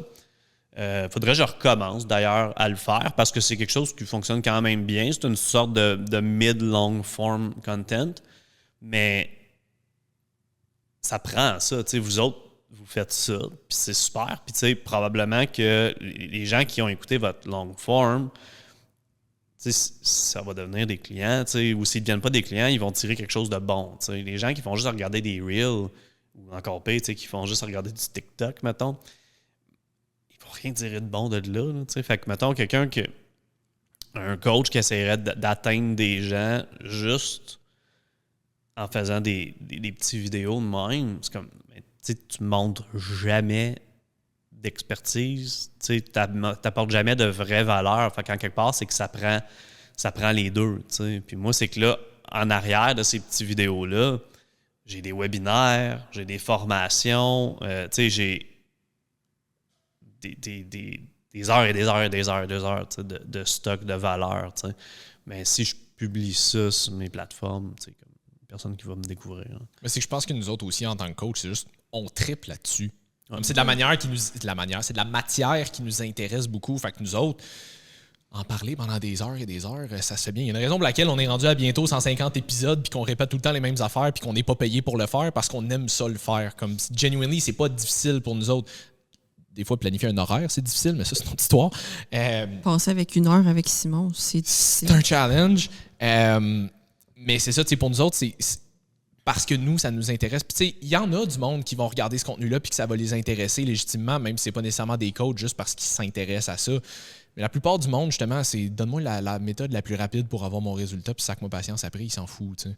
Fait que c'est ça qui est plus difficile avec les réseaux sociaux en ce moment, où est-ce que faut, en tant que coach, je pense, surtout quand tu as un intérêt particulier pour non seulement donner des résultats, mais le faire le plus aisément possible, mettons. Pas justement, je te fais starve pendant 3 mois, puis après ça, ben, comme tu as ta shape, merci, bonsoir. Quand tu veux vraiment qu'ils apprennent quelque chose aussi, tu veux le faire de la bonne manière, tu vas apporter du contenu, tu vas apporter du contexte. C'est pas ça qui va pogner ces réseaux sociaux. Fait que justement, je pense qu'on a un peu pas le choix d'être accrocheur avec quelque chose pour aller chercher un intérêt, puis après ça, peut-être que justement, tu vas avoir un peu plus de long-form content ou ben là, ben, il adhère à ton coaching, puis là, ben, tu peux leur apporter le contenu que tu veux. Ouais. Il y a une affaire, là, parce que là, le sujet de la conversation, c'est comme, à quel point que c'est, mettons, rendu un autre game pour des coachs, de reach out à des gens sur les réseaux sociaux. Mais tu sais, fondamentalement, tu n'as même pas besoin de faire du contenu. Là, dans la vie, c'est comme, tu parlais tantôt de travailler dans un gym, là, comme, mettons, va juste comme rencontrer des vrais gens. Là, des gens là, que tu peux toucher. Là, pas derrière un écran. Puis comme. Touche-les pas nécessairement. Oui. T'as jamais eu de client de ta vie, là. Offre à 10 clients de les coacher gratuitement. Donne-leur des résultats, puis fais juste leur demander, hey, tu sais, une fois que tu vas avoir des résultats, tu veux-tu juste en parler aux gens autour de toi, tu sais. Puis comme, tu sais, j'en parlais tantôt, c'est 30% de notre clientèle qui est du référencement. Là. Fait que, tu sais, faire du contenu, ça devrait être quand tu veux scale les choses, là, parce que là, maintenant, on est rendu avec toute l'équipe, puis j'ai quand même des gros objectifs là, de grossir. Fait que comme, ça prend du contenu. Là. Mais des fois, on dirait que les entraîneurs commencent, puis on dirait qu'ils assument que c'est comme, mais tu sais, avant même de coacher des gens, il faut que je crée du contenu. Pourquoi tu t'entraînes pas du monde avant de créer du contenu? C'est le fun que tu aies de l'expérience à montrer avant d'essayer d'enseigner quoi que ce soit aux autres. Là. Ouais. Mais qu'est-ce que j'allais dire? On parlait justement de peut-être un peu plus de nuancer du contenu. Ça, c'est une affaire qu'on voulait jaser aussi. Là, peut-être justement le genre de bickering sur les réseaux sociaux, sur des micro-détails, que ce soit de techniques d'entraînement ou d'exécution de mouvement ou de biomécanique, tu devrais travailler dans cette position-là, mais peut-être un peu plus dans certaines positions. Il y a bien du monde qui vont s'obstiner sur des micro-détails, encore une fois. Puis encore une fois, je pense que comme bien des affaires sur les réseaux sociaux, c'est que ça crée des clans. Comme il y a le clan Team Full ROM avec Mike Israetel, il y a du tout Langton Partial, il y a du non, ça devrait être High Volume ou High Intensity ou peu importe. Comment... Tu sais, moi, j'essaie toujours de l'approcher du point de vue consommateur qui n'est pas nécessairement un coach puis qui n'a pas nécessairement une pensée critique là-dedans. Comment tu penses que les gens qui consomment ce genre de contenu-là pourraient se retrouver pour être capables de se faire une tête un peu plus posée là-dessus? Ben, je pense que la première étape, ça serait de se dire, je suis quel type de consommateur, de clientèle. Là, fait qu'on s'entend que toutes ces argumentations de bébés-là, moi, c'est ce que je trouve que c'est. T'as Paul Carter puis Cassie Manson là, qui se parlent même plus, là, sont en chicane. Qui font juste se bâcher mutuellement dans leur story pareil. Ouais, tu sais, t'en as plusieurs de même. Puis, si tu es un athlète de haut niveau, si tu es un coach qui a le conditionnement physique d'un athlète de haut niveau, mais qui n'est pas forcément compétitif, OK, ces choses-là vont faire une certaine différence. Ça va être la petite cerise sur le Sunday qui va faire une certaine différence. Tu vas aller chercher ton 1% du 1%. C'est ça. Fait comme... Si tu fais partie de ça, si tu te reconnais, tu es comme, ouais, je pense que je suis vraiment dans le top du top, comme, continue à regarder leurs affaires, c'est pertinent. C'est pertinent, puis après ça, ben là, ça devient de tester ce qu'un puis l'autre disent, parce que on s'entend, ils sont tous au top, puis ils disent tous pas la même chose. T'sais. Fait que là, rendu là, c'est juste comme, regarde tout ce qu'ils ont à dire, puis regarde ce qui s'applique le plus à ta réalité, tu sais. Fait que je pense que c'est ce que beaucoup de gens font, là, dont nous, c'est le genre on en parlait tantôt, mais c'est le genre de personnes on va suivre, tu sais. Mais moindrement que tu n'aies pas cette clientèle-là, c'est comme, ça sert à rien, là. Tu sais, ils s'obstinent sur, comme tu disais, le 1% du 1%. comme si c'était une chose qui était tellement importante. On s'entend que l'industrie du fitness, là, mettons, tu prends la globalité de l'industrie du fitness, comme 99% des gens qui sont dans cette industrie-là, en termes de clients et aussi de professionnels, ça ne s'applique pas à eux. Fait que moi, je trouve ça tout le temps un peu drôle de voir du monde avec autant de connaissances, mettre autant d'énergie sur des détails qui s'adressent à 1% des gens pour aider ces gens-là à 1%. C'est beaucoup d'énergie et d'effort pour ça. Puis la raison derrière tout cet obstinage-là, c'est encore une fois une raison financière. Parce que eux, ils vendent de la formation pour coach. Fait que de quoi tu penses qu'ils parlent? Ils parlent des sujets de formation, puis moindrement que ce qu'eux ils enseignent diffère de ce que l'autre il enseigne, ben ils vont parler de ça parce que ça va vendre leur formation. Pas forcément une mauvaise chose, mais encore là, c'est quand on parle de réseaux sociaux, c'est que ça, c'est ouvert à tout le monde. Puis là, quand t'as un gars qui s'entraîne depuis 3-4 ans, qui s'en vient pire sérieux, mais qui est encore très loin d'être avancé en entraînement, qui n'a pas encore tout à fait maîtrisé les bases, qui n'a pas mis en place ces bases-là depuis longtemps, qui est encore très loin de son potentiel génétique, puis qui commence, dans le fond, à s'intéresser à ça, c'est là que, mais ça ne fera pas faire de différence chez toi. Tu ne mets pas tes énergies aux bons endroits. Puis ça, c'est la place où j'essaye vraiment avec mes clients, puis que quand je coach mes coachs, d'essayer de tout le temps ramener ça à c'est quoi la chose qui va faire la plus grande différence. T'sais.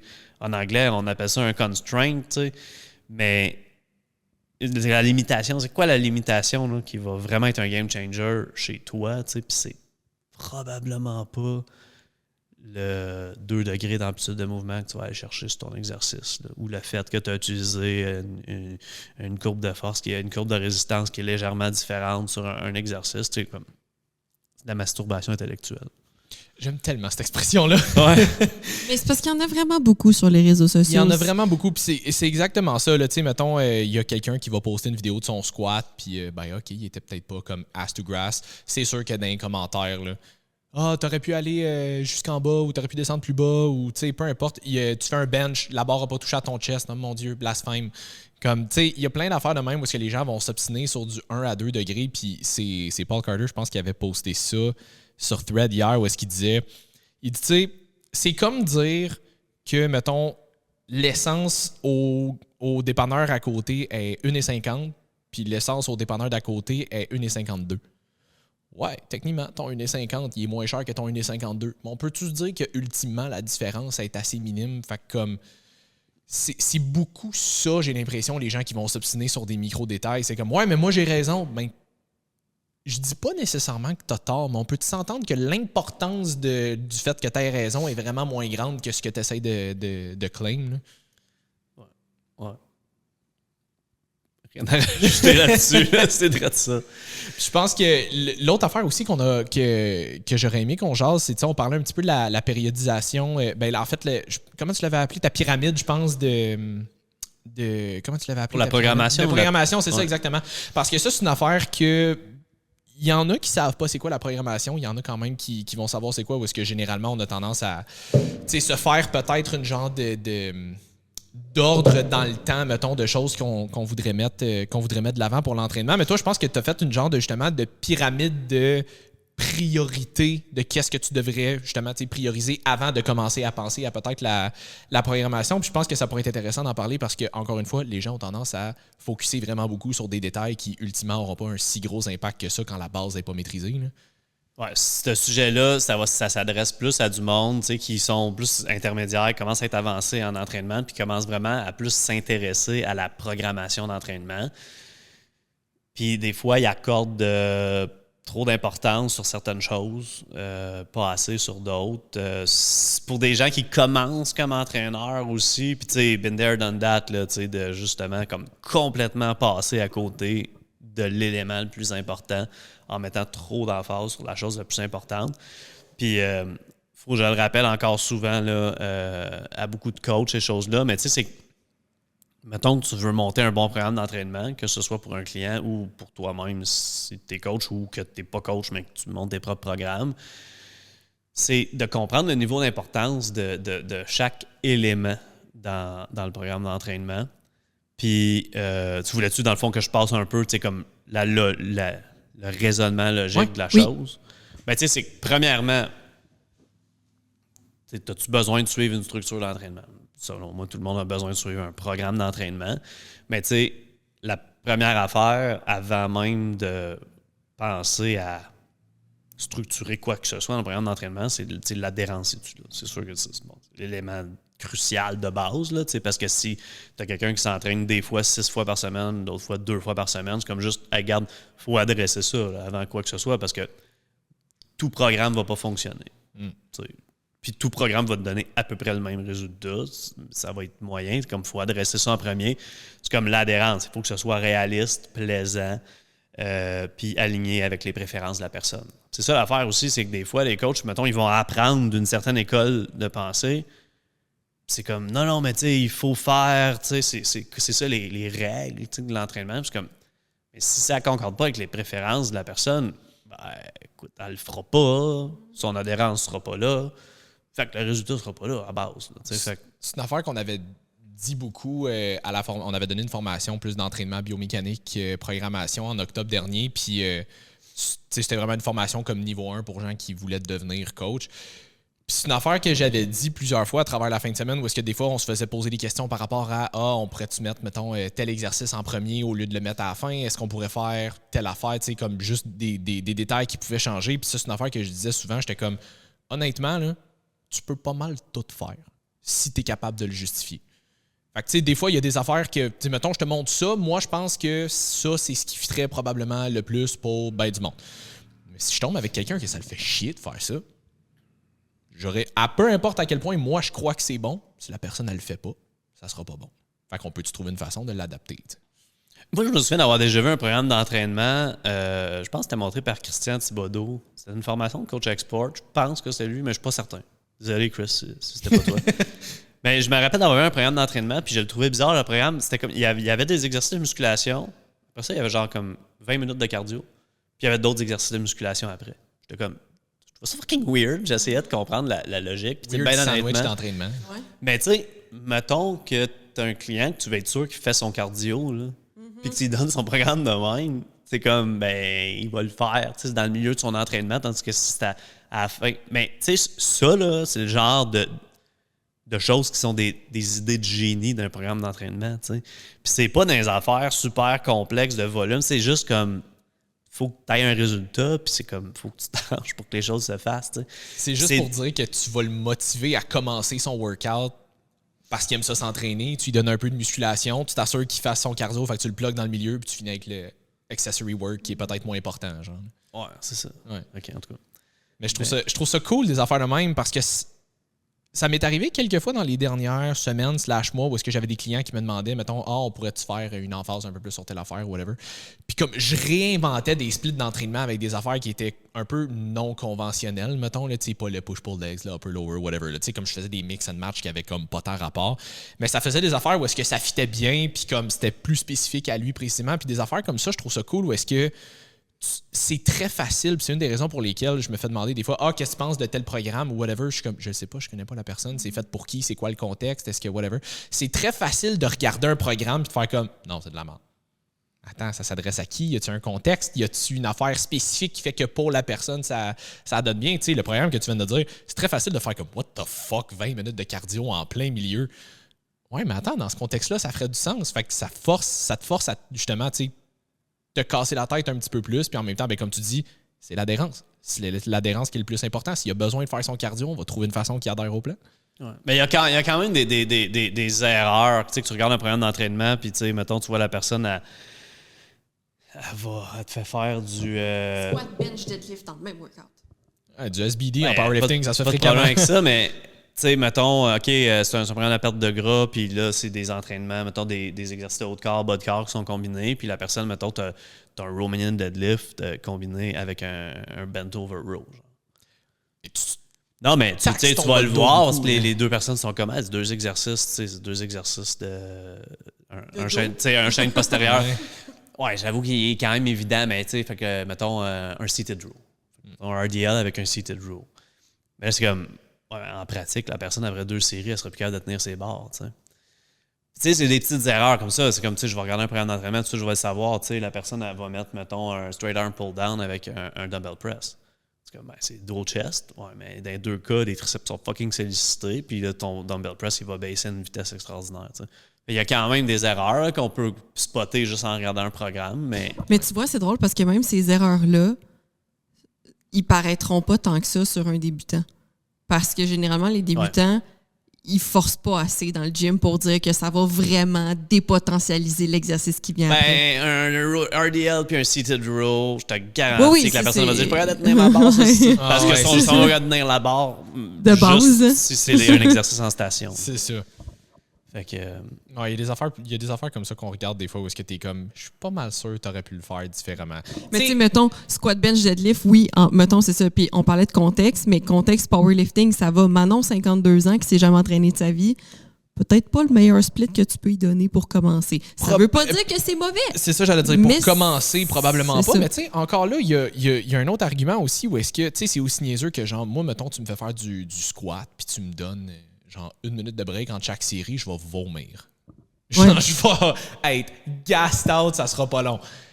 Mais moi, je me pousse fort puis je lève relativement lourd. Mais encore une fois, tu sais, Manon, 52 ans, qui n'a pas tant d'expérience en entraînement, tu peux lui donner 45 minutes entre ses pauses. 45 minutes, 45 elle va prendre un snack entre chaque série. Tu lui donnes un 45 secondes de pause entre chaque série, elle est prête à repartir après 20. Là, parce qu'elle n'est pas habituée de pousser fort, fait qu'elle récupère très rapidement parce qu'elle pousse pas tant fort non plus. Fait que, tu sais, il y a du contexte là-dedans aussi.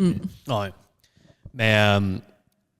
veux-tu que je passe un peu comme bien sûr chaque étape? Fait que, tu sais, bon, l'adhérence, c'est juste logique, mais c'est parce que beaucoup de personnes se bloquent. Tu sais, c'est comme, hey, je veux le split parfait. Fait que, tu sais, comme, vont oublier l'adhérence. Après ça, c'est l'exécution. Puis c'est là la problématique. Tu sais, par exemple, qui coach online, c'est comme, t'es-tu conscient que si l'exécution est pas là, le nombre de séries, les choix d'exercice, le nombre de séries, le nombre de répétitions, la proximité de l'échec musculaire, les temps de repos, c'est toutes des choses qui changent fuck all. Faut que la personne, elle exécute son mouvement convenablement, qu'elle soit capable de répéter le même pattern de mouvement en fatigue ou pas. Fait que c'est juste comme, faut regarder ça en premier. Après ça, on va commencer à parler du choix d'exercice. Les deux sont un peu interreliés parce que tu peux faciliter l'exécution avec ton choix d'exercice. Mais tu sais, de dire, tu sais, je vais sélectionner plus un type d'exercice pour le profil de résistance qu'il y aurait, puis blablabla. C'est comme, faut fixer l'exécution en premier, tu sais. Puis moi, c'est quelque chose, puis tu sais, j'ai déjà été coupable de ça, de donner des programmes d'entraînement qui étaient fucking élaborés. J'ai passé beaucoup de temps à le penser, mais je prenais pas assez de temps pour m'assurer que l'exécution soit bonne. Le programme, il veut rien dire à partir de là. Puis toi, tu regardes ton plan, puis t'es comme, ah ouais, ça, c'est un bon plan. Là. J'ai fait une bonne job. Là. Ouais. Puis là, pas de résultat. T'sais. C'est ça. Mais c'est ça. Tu sais, un coach qui commence, c'est souvent ça. Tu sais, parce que, mettons, la seule référence que le coach a, c'est lui-même. Puis souvent, ça va être quelqu'un, justement, qui a déjà maîtrisé l'exécution sans s'en rendre compte. Ça fait quand même 10 ans qu'il s'entraîne. Puis, tu sais, comme il y a longtemps de ça, il a fixé l'exécution. L'adhérence, c'est pas un problème, il aime ça s'entraîner. Fait que, tu sais, il pense que il va donner un programme à quelqu'un, puis ça va être la même chose que si lui reçoit un programme. Mais non. Mais alors, après le choix d'exercice, ça va être justement l'effort, tu sais, la proximité à l'échec musculaire.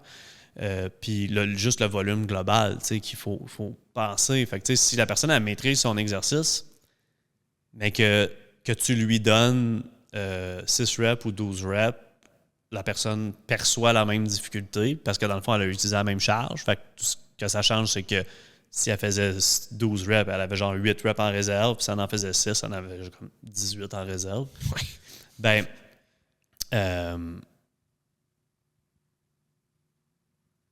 je m'en allais avec ça. La première chose à vérifier, c'est vraiment de s'assurer que la personne s'entraîne suffisamment fort. Puis la proximité à l'échec va dicter aussi le volume d'entraînement, fait que le tonnage que la personne utilise. T'sais. Fait que c'est vraiment comme prochaine affaire à regarder, à s'assurer de fixer.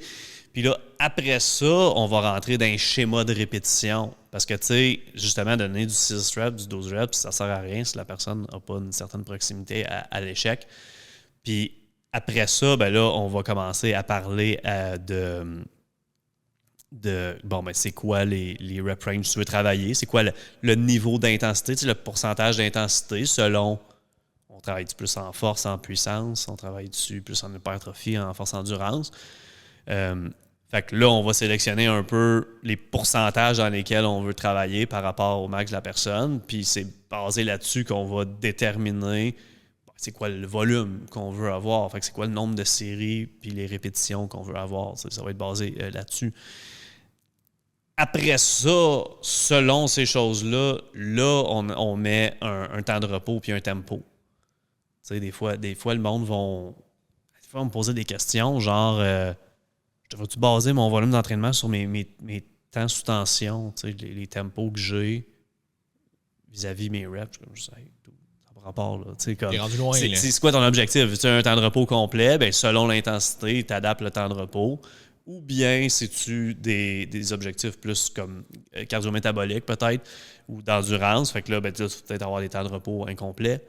Mais tu sais, après ça, tu instaures ça, puis après ça, on va parler du split d'entraînement. Fait que des fois, le monde, il voit les affaires un peu à l'envers. Tu sais, le split d'entraînement, c'est juste la manière d'étaler tout le volume, dans le fond, que tu peux prendre. Fait que tu sais, c'est en premier de déterminer c'est quoi la quantité d'entraînement que la personne va faire, peut faire. Puis après ça, bon, ben, de quelle manière on l'étale dans une semaine. Fait que c'est là qu'on va déterminer le split. Fait que tu sais, bien du monde va comme choisir le split avant. C'est comme, ben, tu peux, mais c'est pas ça logiquement, tu sais, qui devrait être fait. Puis après ça, on va parler genre des méthodes d'intensification. Tu sais. Après ça, on rentre dessus des méthodes avancées. Des fois, le monde sont des méthodes avancées, mais ils n'ont même pas maîtrisé l'exécution encore. Tu sais. Ou même l'adhérence, c'est pas là. Tu sais. Des fois, l'adhérence peut être améliorée avec une technique d'intensité, exemple, parce que ça leur donne un boost de motivation, puis peut-être que pendant un certain temps, ça leur facilite la chose. Oui, comme ça peut aussi avoir l'effet inverse. Parce que ça ne respecte pas la capacité de récupération de la personne. Ça va faire semaine 1-2, s'entraîne 4 fois par semaine. Les 2 autres semaines, 3 fois, 2 fois, parce que la personne est complètement brisée. Fait que faut faire quand même attention. Puis tu sais, je pense que vous êtes probablement comme moi, mais tu sais, j'ai appris. Ça a été long, mais j'ai appris. Mais tu sais, comme souvent, hey, ça a l'air hot, cette méthode-là, je vais l'essayer. Puis là, tu finis par juste comme te péter, là, trop. J'étais fort dans le temps que, mettons, ma première année de coaching, là, genre, je voyais une nouvelle technique d'intensité. Tous mes clients avaient la nouvelle technique d'intensité dans le mois d'après. Ou, des fois, j'avais des clients, il y avait comme 3-4 techniques différentes dans le même plan, juste parce que j'étais comme ça va être un plan fucked up, ils vont triper. C'était juste cave. Hey, je pourrais te montrer là, une programmation d'entraînement que j'utilise actuellement, puis que beaucoup de monde là, qui se prépare pour un photoshoot actuellement ont sensiblement la même logique, mais je m'en vais de plus en plus vers les affaires plus simples. Pour avoir. Ben, je pense qu'il faut passer au travers des affaires compliquées pour comme faire OK, c'est cool, je le sais. Fait que là, je sais qu'une fois de temps en temps, quelqu'un va en avoir besoin. Puis revenir un peu plus aux bases. Là. C'est une affaire que j'avais répondu. Étienne Asselin, il avait fait un post sur la page de Exercise Mécanique, je pense, où est-ce qu'il disait quelque chose comme les coachs donner un conseil à d'autres coachs qui seraient débutants. T'sais, mettons, donner une leçon que vous avez appris à travers votre parcours de coaching. Puis ça, moi, c'était l'affaire que j'avais dit, c'était, je pense que si t'es une des très bonnes qualités d'être un coach, je pense, c'est d'être toujours curieux, puis de toujours vouloir apprendre un peu plus, puis de rester intéressé à ça. Mais c'est aussi de garder en tête qu'il y a des affaires que tu vas apprendre qui vont être utiles à 1% de ta clientèle. Juste parce que toi, ça t'intéresse, ça veut pas dire que tes clients en ont besoin. Puis je pense que c'est une attrape que dans laquelle beaucoup de coachs vont tomber, où est-ce qu'ils vont vouloir apprendre de quoi parce que eux ça les intéresse, puis parce que ça les intéresse, ils vont vouloir les appliquer à tout le monde. Mais des fois, c'est des affaires tellement poussées, nichées, que comme tes clients, ils s'en foutent. Là. Comme la plupart de tes clients, à moins justement que ce soit des clients super avancés, ça va être de juste faire en sorte qu'ils maîtrisent la base, puis juste avec ça, ils vont avoir beaucoup de résultats. Fait que c'est juste, je pense, justement, de faire attention, de ne pas tomber dans le panneau de ça a l'air cool, ça a l'air intéressant, c'est nouveau. Tout ce qui est nouveau a l'air très attrayant aussi. Là. Ouais. La base est la base pour une raison. Là. Mais ça, c'est l'opposé de ce qu'on parlait tantôt, des coachs qui sont comme vraiment sous-qualifiés. Mais il y en a aussi qui sont comme un peu je sais pas si ça serait surqualifié, mais sur-éduqué, qui comme ils en font de la formation, puis c'est cool, puis c'est super. Mais maintenant, c'est comme, ouais, mais t'as pas besoin d'apprendre 99% de ce que t'as appris là. Puis je pense qu'il faut s'éduquer, là, puis c'est super important. Mais il faut tout le temps garder en tête que t'auras probablement pas besoin de ça. Ça va juste te permettre d'avoir une meilleure compréhension, t'sais. Puis oui, puis des fois, trop, c'est comme pas assez, dans le sens que quand tu n'as pas nécessairement une excellente capacité d'analyse, on va dire, tu peux juste avoir trop d'informations en tête puis figer pour faire tes plans. Parce que tu es comme, ça pourrait être bon, mais ça pourrait être mieux, mais ça pourrait être bon. Fait que là, tu es comme, je pourrais donner ça, mais je pourrais... Fait que là, tu sais, les gens qui sont vraiment passionnés vont vouloir chercher l'affaire qui va vraiment le mieux fonctionner, puis des fois, vont s'enfarger justement dans ce genre de micro-détails-là, purement par bonne intention puis par passion pour ce qu'ils font pour leurs clients. Mais des fois, justement, juste revenir à la base. Tu sais. Moi, je suis plus naturopathe, là, fait que je suis plus dans le vibe de, oui, perte de gras, recomposition corporelle, mais beaucoup aider les gens à retrouver une santé métabolique qui fait du sens, mettons. Là.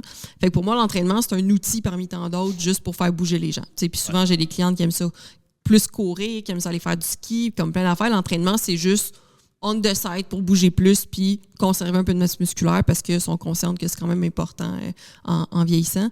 On parlait de biohack, là, développer de la masse musculaire. C'est le seul c'est probablement un des meilleurs. C'est le seul biohacking. C'est le seul qui existe, la masse musculaire. Mais bref, fait que, pour moi, les entraînements, souvent, je vais les planifier tout le temps avec eux.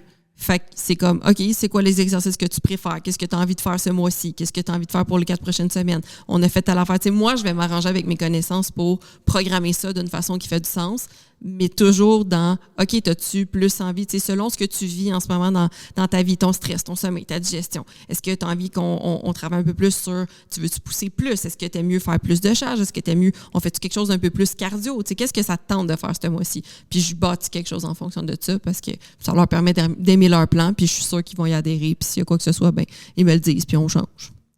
Ouais, là, définitivement, le gros bon sens, là, comme c'est quelque chose qui est souvent sous-utilisé, mais définitivement, c'est mon enfant. Moi, quelque chose que je remarque, il y a d'un côté, du monde qui vont avoir un bagage très académique, plus scientifique, disons, qui vont, mettons, justement, sortir d'un bac en chem, ces choses-là, puis ils apprennent peu de choses de l'aspect très pratique. Fait que, ils ont un bon bagage pour aller faire de la recherche, tout ça. Mais quand vient le temps de mettre, mettons, sur papier quelque chose de concret, c'est un petit peu plus difficile. C'est souvent là qu'il va falloir aller chercher des formations additionnelles. De l'autre côté, il y a des formations où est-ce que c'est bien protocole. Moi, j'ai fait bien des formations dans le temps de Polychem, puis c'était souvent ça. Tu donnais souvent des affaires clés en main. En quelque part, ça donnait un certain résultat parce que la personne ne figeait pas. Elle donnait quelque chose. Mais c'était comme, des fois, c'était comme un peu trop clé en main, puis ça fitait pas vraiment. Un peu trop général, disons. Là. Ouais. Mais c'est que ça peut tellement devenir complexe. Fait que, moi, dans mon âge, j'ai voulu présenter ça dans mes trucs. Puis encore là, comme j'ai mentionné, j'étais encore dans une phase de testing. Fait que je sais pas si c'est la meilleure, mais je voulais plus essayer d'apprendre. Parce que j'en ai vu aussi dans des formations comme pratiques qui disent je veux apprendre aux gens à réfléchir. Fait que je leur présente, c'est comme la science et tout ça, puis après ça, je les incite à se poser des questions. Mais beaucoup de gens ne veulent pas se poser trop de questions. Je peux les comprendre. Parce qu'on est tout le temps restreint dans le temps qu'on a, puis des fois, on a une certaine capacité limitée.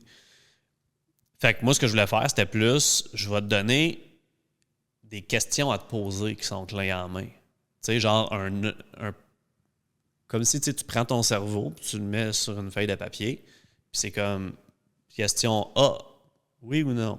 Question B, oui ou non. Puis là, tu fais juste au moins suivre des questions. Fait que c'est pas genre comme un protocole, parce que des fois, le monde, à la fin, ils veulent des exemples de programmes d'entraînement. Je sais qu'est-ce qui va se passer, parce que je l'ai déjà fait.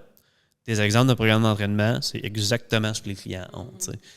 Fait qu'au lieu de ça, je suis comme plus, ben garde, tu sais, mettons, pose-toi cette question-là, tu vas être capable de déterminer le nombre de fois par semaine qu'on va faire X, Y. Pose-toi ces questions-là, tu vas être capable de savoir le nombre d'exercices. Puis tu sais, comme juste apprendre à se poser les bonnes questions. 100%. Autant que, tu sais, des fois, j'ai des clientes qui vont voir une vidéo, justement, sur OK, telle machine serait mieux que telle machine pour telle affaire. Puis là, hey, tu sais, j'ai vu que peut-être que je serais mieux de faire telle affaire au lieu de telle affaire. Qu'est-ce que t'en penses? Puis je suis comme, est-ce que t'aimes cette machine-là? Ben non, là, tu sais, je l'aime pas vraiment. J'aime vraiment mieux celle-là qu'il y a dans mon programme. Mais tu sais, si elle est mieux, je suis comme, ils font sensiblement la même chose. Tu n'es pas rendu à un niveau athlétique de te soucier de, comme on parlait tantôt, là, de l'angle de résistance, de profil, de courbe de force. Je suis comme, si tu aimes celle-là, continue avec celle-là. Si tu as envie qu'on essaye celle-là, on va essayer celle-là. J'ai aucun problème avec ça. Mais si ça peut te rassurer, ça fait sensiblement. Tu vas avoir sensiblement les mêmes résultats avec une ou avec l'autre. Fait que, des fois, les clients sont curieux, mais sont comme victimes de leur curiosité, dans le sens que, comme on mentionnait tantôt, il y a beaucoup d'informations out there, mais qui n'est pas nécessairement pertinente pour monsieur, madame, tout le monde. En pratique. Je pense que ça revient beaucoup à justement ta pyramide qu'on parlait. Là. Si les gens en général, je pense qu'ils pouvaient se poser un peu plus ces questions-là, je pense qu'il y aurait beaucoup plus de facilité à avoir des résultats. Puis encore une fois, priorité numéro 1, tu as mis l'adhérence pour une raison. Il faut que tu fasses ton plan, puis il faut que tu aimes le faire. T'sais, on en a parlé dans des podcasts récemment, mais mettons, beaucoup de gens vont aimer s'entraîner, mais vont avoir de la difficulté à être constant avec leur alimentation parce qu'ils n'ont pas de fun. Ils haïssent ça, ce qu'ils mangent. Dans leur tête, c'est tellement restrictif. Puis, y a-tu façon qu'on trouve y a-tu façon qu'on s'arrange pour que tu aimes ça, pour que ça soit plus le fun? Est-ce que ça va nécessairement être la meilleure affaire sur papier? Peut-être pas, mais si tu le fais à long terme, ça va être crissement mieux que si tu te prives, tu te overprives pendant une semaine, puis après ça, tu binges pendant toute la fin de semaine. Puis, tu sais, c'est le même principe pour vos entraînements. Comme il y a beaucoup d'informations qui circulent sur les réseaux sociaux, pas une si grosse partie de cette information-là est pertinente pour le monsieur, madame, tout le monde. Une bonne partie de cette information-là, c'est pour du monde comme nous autres parce que ça nous intéresse, puis on aime ça en apprendre un peu plus. Puis, tu sais, nous autres, on va peut-être l'appliquer avec nos clients, mais on leur en parlera même pas. Ça va juste comme sneaker à travers leur programmation à quelque part. Comme tu dis, tu es rendu à donner des programmes beaucoup plus simples maintenant, beaucoup plus basic parce qu'ultimement, c'est ça qui fonctionne. Puis on a essayé d'en donner des plans fucked up, complexes, avec des techniques d'intensité à gauche puis à droite, puis des rep schemes, puis des comme... Je peux pas vraiment dire que ça a donné nécessairement des meilleurs résultats à mes clients quand je leur ai donné ça. Probablement même que ça leur a nui par rapport à un plan standard. Tu sais. Ouais. Tu sais, puis juste l'aspect adhérence, là, c'est comme... Tu sais, on dit ça, puis le monde sont comme « Hey, on a déjà dit ça, là, tu sais. » Mais tu sais pas à quel point que ça fait une différence, parce que, tu sais, c'est vraiment pas tout le monde qui adhère à 100%. C'est comme... Même les entraîneurs. Puis, tu sais, je vais te donner le meilleur exemple. Moi-même, tu sais, je pense que je suis un bon exemple de juste comme walk the talk, là, tu sais. Puis, mon adhérence, c'est jamais 100%. Là. Elle est jamais 100%. Puis, ironiquement, les moments où est-ce que j'ai le plus de résultats dans l'année, c'est, par exemple, mettons, je me prépare pour un photoshoot, des choses comme ça. Mon adhérence va passer de genre 90-95% à genre 99-100%. Puis, ça fait toute la différence. Puis, tu sais, des exemples de choses que moi-même je fais pour augmenter mon adhérence, je vais donner un exemple. Tu sais, c'est bien la mode, là, tu sais, d'optimiser les profils de résistance, les exercices, puis de commencer à utiliser, tu sais, des setups plus compliqués, là, tu sais, en termes de... Ah oui, j'arrête pas d'en voir. Ouais, moi, j'embarque pas bien là-dedans. Parce que, tu sais, c'est comme... Encore là, tu sais, c'est... OK, ben tu fais ce setup-là pour avoir, mettons, 2% de plus de résultats. Mais qu'est-ce que ça implique de faire ce setup-là? Tu sais, fait que moi, par exemple, faire un setup compliqué sur mon lat pull down qui me prend 1 minute de plus dans mon workout, ça risque de faire en sorte que je vais skipper des séries à la fin de mon workout parce que je suis fucking limité dans le temps que j'ai. De faire un setup pour mon lateral raise sur mes câbles, là, honnêtement, de marcher jusqu'au rack à dumbbell, prendre des dumbbells, faire mon set, je préfère faire ça parce que ça me sauve du temps. Puis je sais que ces choses-là vont positivement affecter mon adhérence. T'sais.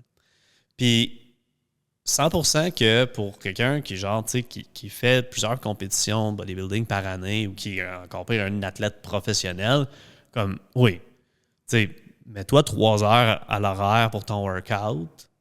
it's fine. Puis fais les meilleurs setups possibles. Mais tu sais, je veux dire, c'est quoi le pourcentage des gens qui s'entraînent qu'ils seraient bien contents là, d'avoir ce que j'ai là, en termes de résultats et tout ça, tu sais, comme c'est la majorité. Là. Fait que tu sais, puis tout ça, ça revient à l'adhérence. C'est juste des choses qui vont juste augmenter l'adhérence. Là. Fait que tu sais, comme beaucoup trop d'attention est mise sur les petits détails de choix d'exercice, de profil de résistance, de juste comme tu devrais tout t'entraîner à 1 ou 2 reps de l'échec musculaire. Fait que ouais, l'adhérence est sous-estimée, même si ça semble vraiment banal. C'est drôle parce que justement, tu sais, il y a beaucoup de gens probablement qui vont regarder les progrès que tu fais entre le moment où est-ce que, mettons, je vais le mettre entre guillemets off-season parce que t'es pas nécessairement bodybuilder, mais mettons, quand t'es pas en préparation pour un photoshoot versus les résultats que t'as quand t'es en préparation pour un photoshoot. Puis ils vont être comme, tabarouette, comment t'as fait pour avoir des aussi bons résultats, comme, disons, plus condensés? J'ai juste plus adhéré à mon plan. That's it. Comme t'as probablement pas changé grand-chose. C'est juste que le petit lousse que tu te donnais, tu te le donnes plus. Fait que t'as ça de résultats de plus que finalement, ben, t'avais pas avant. Ouais, c'est tous les détails de dormir juste un petit peu plus. T'sais, de comme, you know what, au lieu de me lever super tôt le matin pour travailler sur ma business, ben là, je dors 1 heure de plus, puis le matin, je vais peut-être aller marcher à la place. Tous ces détails-là, additionner, des petites affaires que c'est comme, ben, tu sais, je ne le mangerai pas, ce petit quelque chose-là. Ça fait une méchante différence. Ah ouais, puis c'est toutes des affaires des fois qui, justement, ils ont l'air insignifiantes, mais cumulativement, ça fait une grosse différence. C'est aussi niaiseux que récemment, là, ma blonde elle m'avait demandé de lui apporter genre des genres de boules d'énergie maison. Là, comme elle était pas à la maison, puis elle voulait que j'y apporte une collation. Bref, fait que j'y ai fait une vieille recette que j'avais trouvée, que j'avais sauvegardée de genre, je sais pas, 1984, genre. Est-ce que c'était juste comme... Avant Jésus-Christ. Oui, exact. Non, mais tu sais, c'était genre du gruau, du bar noix, de la protéine, un petit peu de compote de pommes, extrait de vanille, une affaire de même, mélange ça ensemble. Puis c'était honnêtement super bon. J'avais mis comme des fruits séchés dedans. Suivez Simon pour plus de recettes. Vraiment pas. Suivez le fit cook. Arrêtez de me demander des idées de recettes, j'en ai pas. Mais... Puis c'est aussi niaiseux que, tu sais, il y avait du beurre de peanut à mettre dedans. Je prends la cuillère, je mets ça dedans. Puis là, j'ai la cuillère comme encore avec le restant de beurre de peanut dessus. Puis je suis comme... Non, je suis en prep, je peux pas. Puis je l'ai rincé, puis ça m'a fait mal au cœur. Mais tu sais, mettons... Pas avoir été en prep, je l'aurais pris, le 8 grammes de beurre de noix qui restait de coller après la cuillère. Mais tu sais, c'est toutes des petites affaires de même qui... Tu regardes ça, pour là, t'es comme, mais oui, licher la cuillère de beurre de peanut, c'est pas dramatique. Ouais, mais toutes ces petites affaires-là, cumulativement, là, ça paraît, là. Ouais. Mais c'est ça, j'allais dire, tu sais, toi qui es déjà très en shape puis que t'es tout le temps à peu près à 90%, on va dire, 95%, mentionner que c'est le petit 4-5% de plus qui va t'apporter beaucoup de résultats. Imagine les gens qui sont constamment à comme 50, 60%. À quel point ils se disent « Ah ouais, mais... » C'est surtout à quel point leur perception de l'effort est incroyable. C'est comme « Ah ouais, mais tu sais, j'ai tout amélioré ça. » Ouais, mais ça reste que malheureusement, c'est pas assez pour les résultats que tu veux avoir. T'es pas encore assez assidu, t'adhères pas encore assez à ces habitudes de vie-là pour dire que tu vas avoir un effet significatif. Puis si t'es pas capable d'adhérer, encore une fois, ben t'as des questions à te poser. Est-ce que c'est parce que la méthode fonctionne pas pour toi? Est-ce que c'est parce que peut-être ton objectif il est pas réellement cohérent avec l'identité que tu veux incarner? Est-ce que c'est vraiment ça que tu veux ou est-ce que tu penses que tu veux ça, mais finalement, t'aimes mieux les habitudes de vie que tu as présentement, tu sais. Puis, on parlait d'adhérence au plan. En entraînement, ça m'est déjà arrivé de faire des plans juste avec les machines que mes clientes pouvaient avoir de disponibles à l'heure de pointe. Comme pour eux, c'est déjà de 1, stressant d'aller au gym, de 2, ils n'ont pas d'autres moments pour y aller dans leur journée. Puis le gym qu'ils ont le plus proche de chez eux, c'est genre un Econo Fitness ou quelque chose de même, que super bon gym, super plein de machines, super loadé aux heures de pointe, avec des gens qui sont pas nécessairement avancés en entraînement. Fait que hey, on peut-tu alterner? Il est pas tout le temps là non plus. Fait que juste à cause de l'étiquette du gym, à cause de la quantité de gens qui est présent là, c'est comme, OK, bon, mais c'est quoi les machines que tu as accès? T'sais, on parlait de faire des setups super compliqués. Des fois, juste de demander d'avoir 2 poulies, c'est too much. Comme je ne peux pas te mettre un exercice avec 2 poulies parce que tu n'auras jamais tes 2 poulies. Il va falloir que tu le mettes à quelque part dans ton workout puis tu ne seras même pas capable de le mettre à un endroit stratégique. Ça va être quand est-ce que la machine est disponible. Fait que tant qu'à ça, je vais juste prendre une autre option. Fait que l'adhérence, ça peut juste être ça aussi, l'horaire de la personne, comme tu le mentionnais. Ouais, ça fait. Jordan Syatt avait publié, je sais pas si tu suis Jordan Syatt, mais il a publié Une super bonne vidéo. Il est très fort sur les analogies. Fait que c'est une des affaires que j'aime beaucoup de lui parce qu'il s'adresse très bien au grand public qui connaît pas ça. T'sais. Je l'avais publié dans mon groupe client où est-ce qu'il prenait un tube de pâte à dents. Puis il disait, déjà, il commence sa vidéo en disant je sais, je vais me faire donner de la merde pour vider un tube de pâte à dents au complet, là, mais c'est pas grave. Ou est-ce que tu sais, il prend un tube de pâte à dents, puis tu sais, il fait juste commencer à appuyer une petite affaire, puis il est comme, tu sais, remarque comment au début j'ai à peine besoin d'appliquer de la résistance, puis comme déjà ça sort, tu sais. Il est comme, il dit c'est un peu ça pour tes fitness goals. Là. Il dit, tu sais, au début, si tu pars de rien, là, le moindre détail va te donner un petit peu de résultat. Au début, tu n'as pas besoin de forcer. Puis il dit plus tu avances, il dit plus, ben là, à un moment donné, il faut que tu commences à appliquer un peu plus de pression pour que ça sorte, parce que sinon, ben, si tu fais juste continuer d'appuyer à la même place, il se passe plus rien. T'sais. Fait qu'il dit, plus ça avance, plus il faut que tu mettes de la pression. Puis il dit, rendu à la fin, il faut que tu le revives, tu le roules, tu lui fais l'espèce de flûte de fête, comme tu le ramones sur le bord de la table pour essayer de sortir. Mais comme plus tu pousses, plus ça te demande d'efforts pour aller chercher comme le mini peu qui reste. Mais il dit, tes fitness goals sont pareils. Au début, ça te demande fuck all pour avoir des résultats. À un moment donné, ben, tu t'adaptes. Fait que tu as besoin de mettre comme la coche de plus, puis la coche de plus.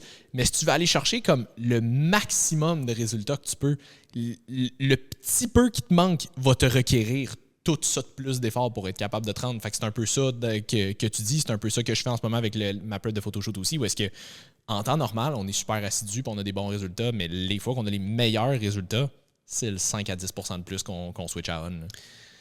Ça, c'est vraiment un sujet important, je trouve.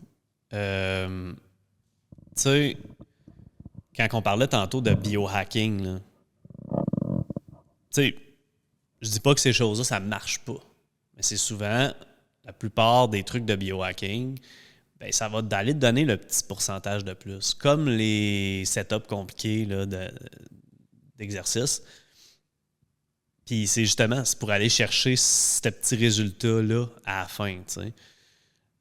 Il y a un problème où est-ce que la perception que les gens ont de ce qu'ils doivent faire vont se comparer, par exemple, à la personne qui est en train d'aller chercher tous ces tweaks-là de plus. La personne va avoir ses petites lunettes qui bloquent la lumière bleue le soir quand elle va se coucher.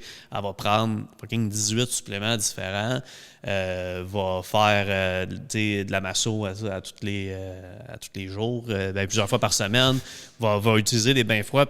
Je pense que chacune de ces choses-là peuvent être justifiées. Sauf les bains froids, là. Non, c'est pas vrai. Ça peut être justifié, mais jamais si ton but, c'est d'hypertrophie musculaire. Oui, voilà.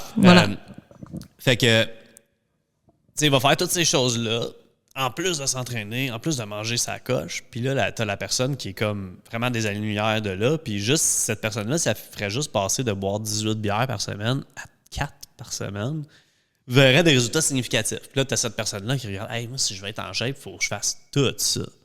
C'est là le clash, c'est comme non, t'as pas besoin de faire tout ça. Ce que t'as besoin de faire, c'est vraiment pas compliqué. Puis moi, ce que j'ai mis en place pour faciliter ça aux gens, c'est ce que j'appelle des non négociables. C'est que il y a des choses simples qui sont non négociables qu'il va falloir que tu fasses. Il y en a juste 5. Puis de faire ça, là, ça va amener 95% des gens d'une condition physique qui vont être bien contents d'avoir. Puis qui sont comme juste, hey, I'm good with that. Puis ils n'auront pas besoin de tomber dans toutes les affaires compliquées après ça. T'sais.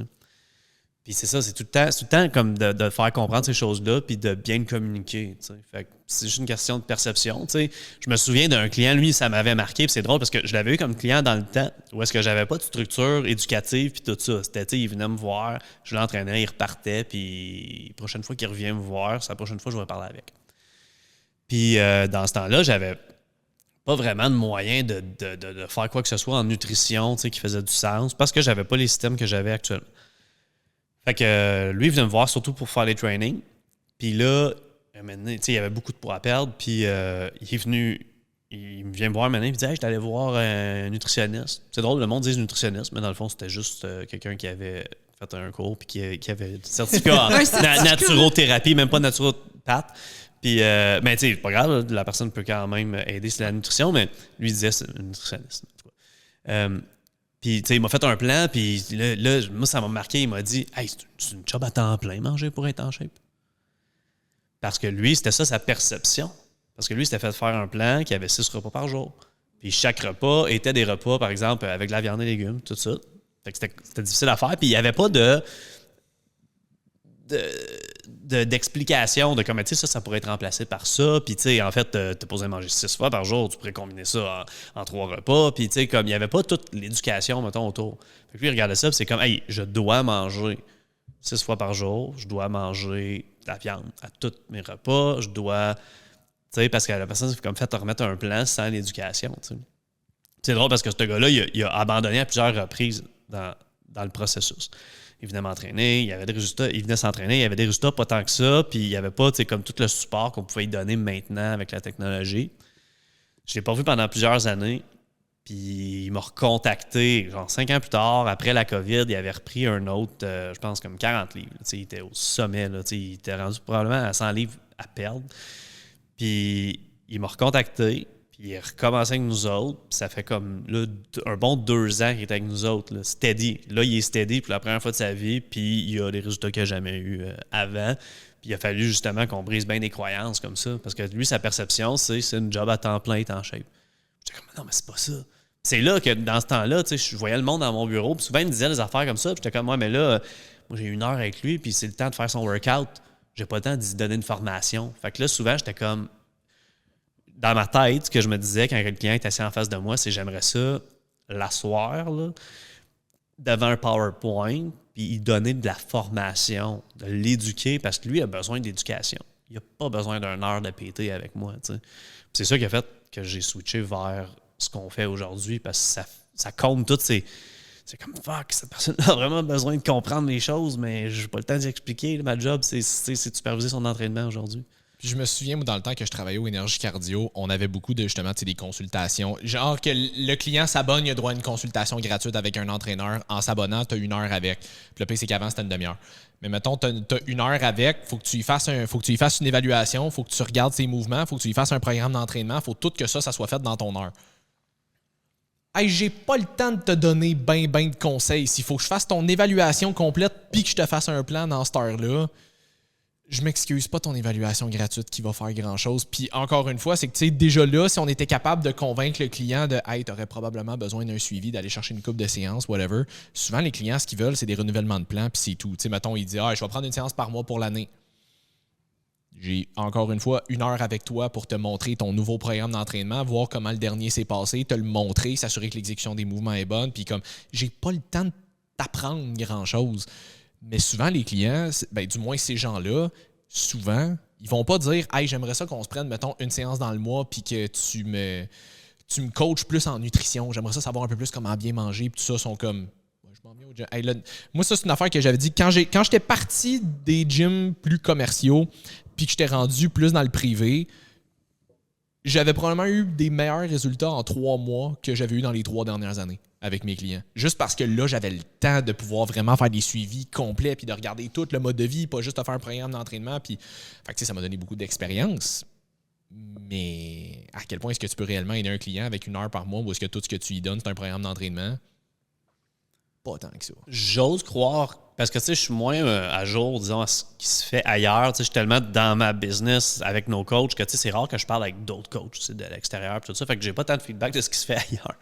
Mais si je reviens à ce que je me souviens qui se faisait et qui était très commun, c'était exactement ce que tu dis. Tu sais, souvent, le monde qui vont prendre de quoi de plus de base, c'était, tu sais, ils ont un programme d'entraînement, ils reviennent te voir pour changer leur programme d'entraînement. Puis moi, c'est le même que j'ai fonctionné pendant les premières 7 années, là, parce que c'était comme ça que ça fonctionnait. T'sais. Puis certains clients qui étaient plus financièrement aisés, ben là, eux prenaient des sessions d'entraînement privées. Mais souvent, ceux qui prenaient des sessions d'entraînement privées, je ne changeais pas forcément leur programme à la même fréquence que les autres. Des fois, je le changeais après 2 jours. Des fois, je le changeais après 3 mois. Mais ceux qui venaient me voir pour changer leur programme, ma job, c'était de changer leur programme. Puis bien souvent, la personne, je posais des questions. Comment ça s'est passé, puis ci, puis ça. Puis il me parlait un peu, je regardais les charges utilisées sur le programme. Puis souvent, j'étais comme, j'ai pas d'affaire à te donner un nouveau programme. C'est pour ça qu'on est là aujourd'hui, fait que c'est ça que je vais faire. Puis, tu sais, ça revient à ce que je parlais tantôt, dans la programmation d'entraînement, tu sais, l'adhérence. Des fois, la personne vient me voir, puis c'est comme, ouais, il est arrivé ci, il est arrivé ça, je me s'entraîne juste 2 fois dans le mois. Je vais t'en donner le même programme. Pourquoi on le change aujourd'hui? Ça sert à rien. Mais je suivais une périodisation d'entraînement. Logiquement, sur papier, c'était le temps de changer de programme. Puis, vu que c'était ça comme ça que le service était structuré, ben on le changeait, ce petit programme, puis ça servait à rien, tu sais. Ben après ça, l'exécution, tu sais, fait que là, mettons, programme 1, j'y monte un exercice, comment le faire. Moi, programme 2, l'exercice revient. Là, j'y remonte, il me montre sa technique, je suis comme juste, ben, hey, on n'a pas d'affaire à évoluer quoi que ce soit dans ton workout, là, l'exécution est pas bonne, tu sais. Puis, ben, je sais pas si ça fonctionne encore de même, mais tu sais, si quelqu'un écoute ça, puis que c'est ça, là, tu sais, qu'actuellement, comme il va voir un coach, puis c'est pour des changements de programme, puis que la personne n'a pas de résultats. Peut-être que tu es avancé, puis que tu as des résultats, là, mais si c'est pas le cas, c'est très désuet, là, cette manière-là de travailler. Ça m'arrive souvent encore, là. Ben, souvent, c'est relatif, là.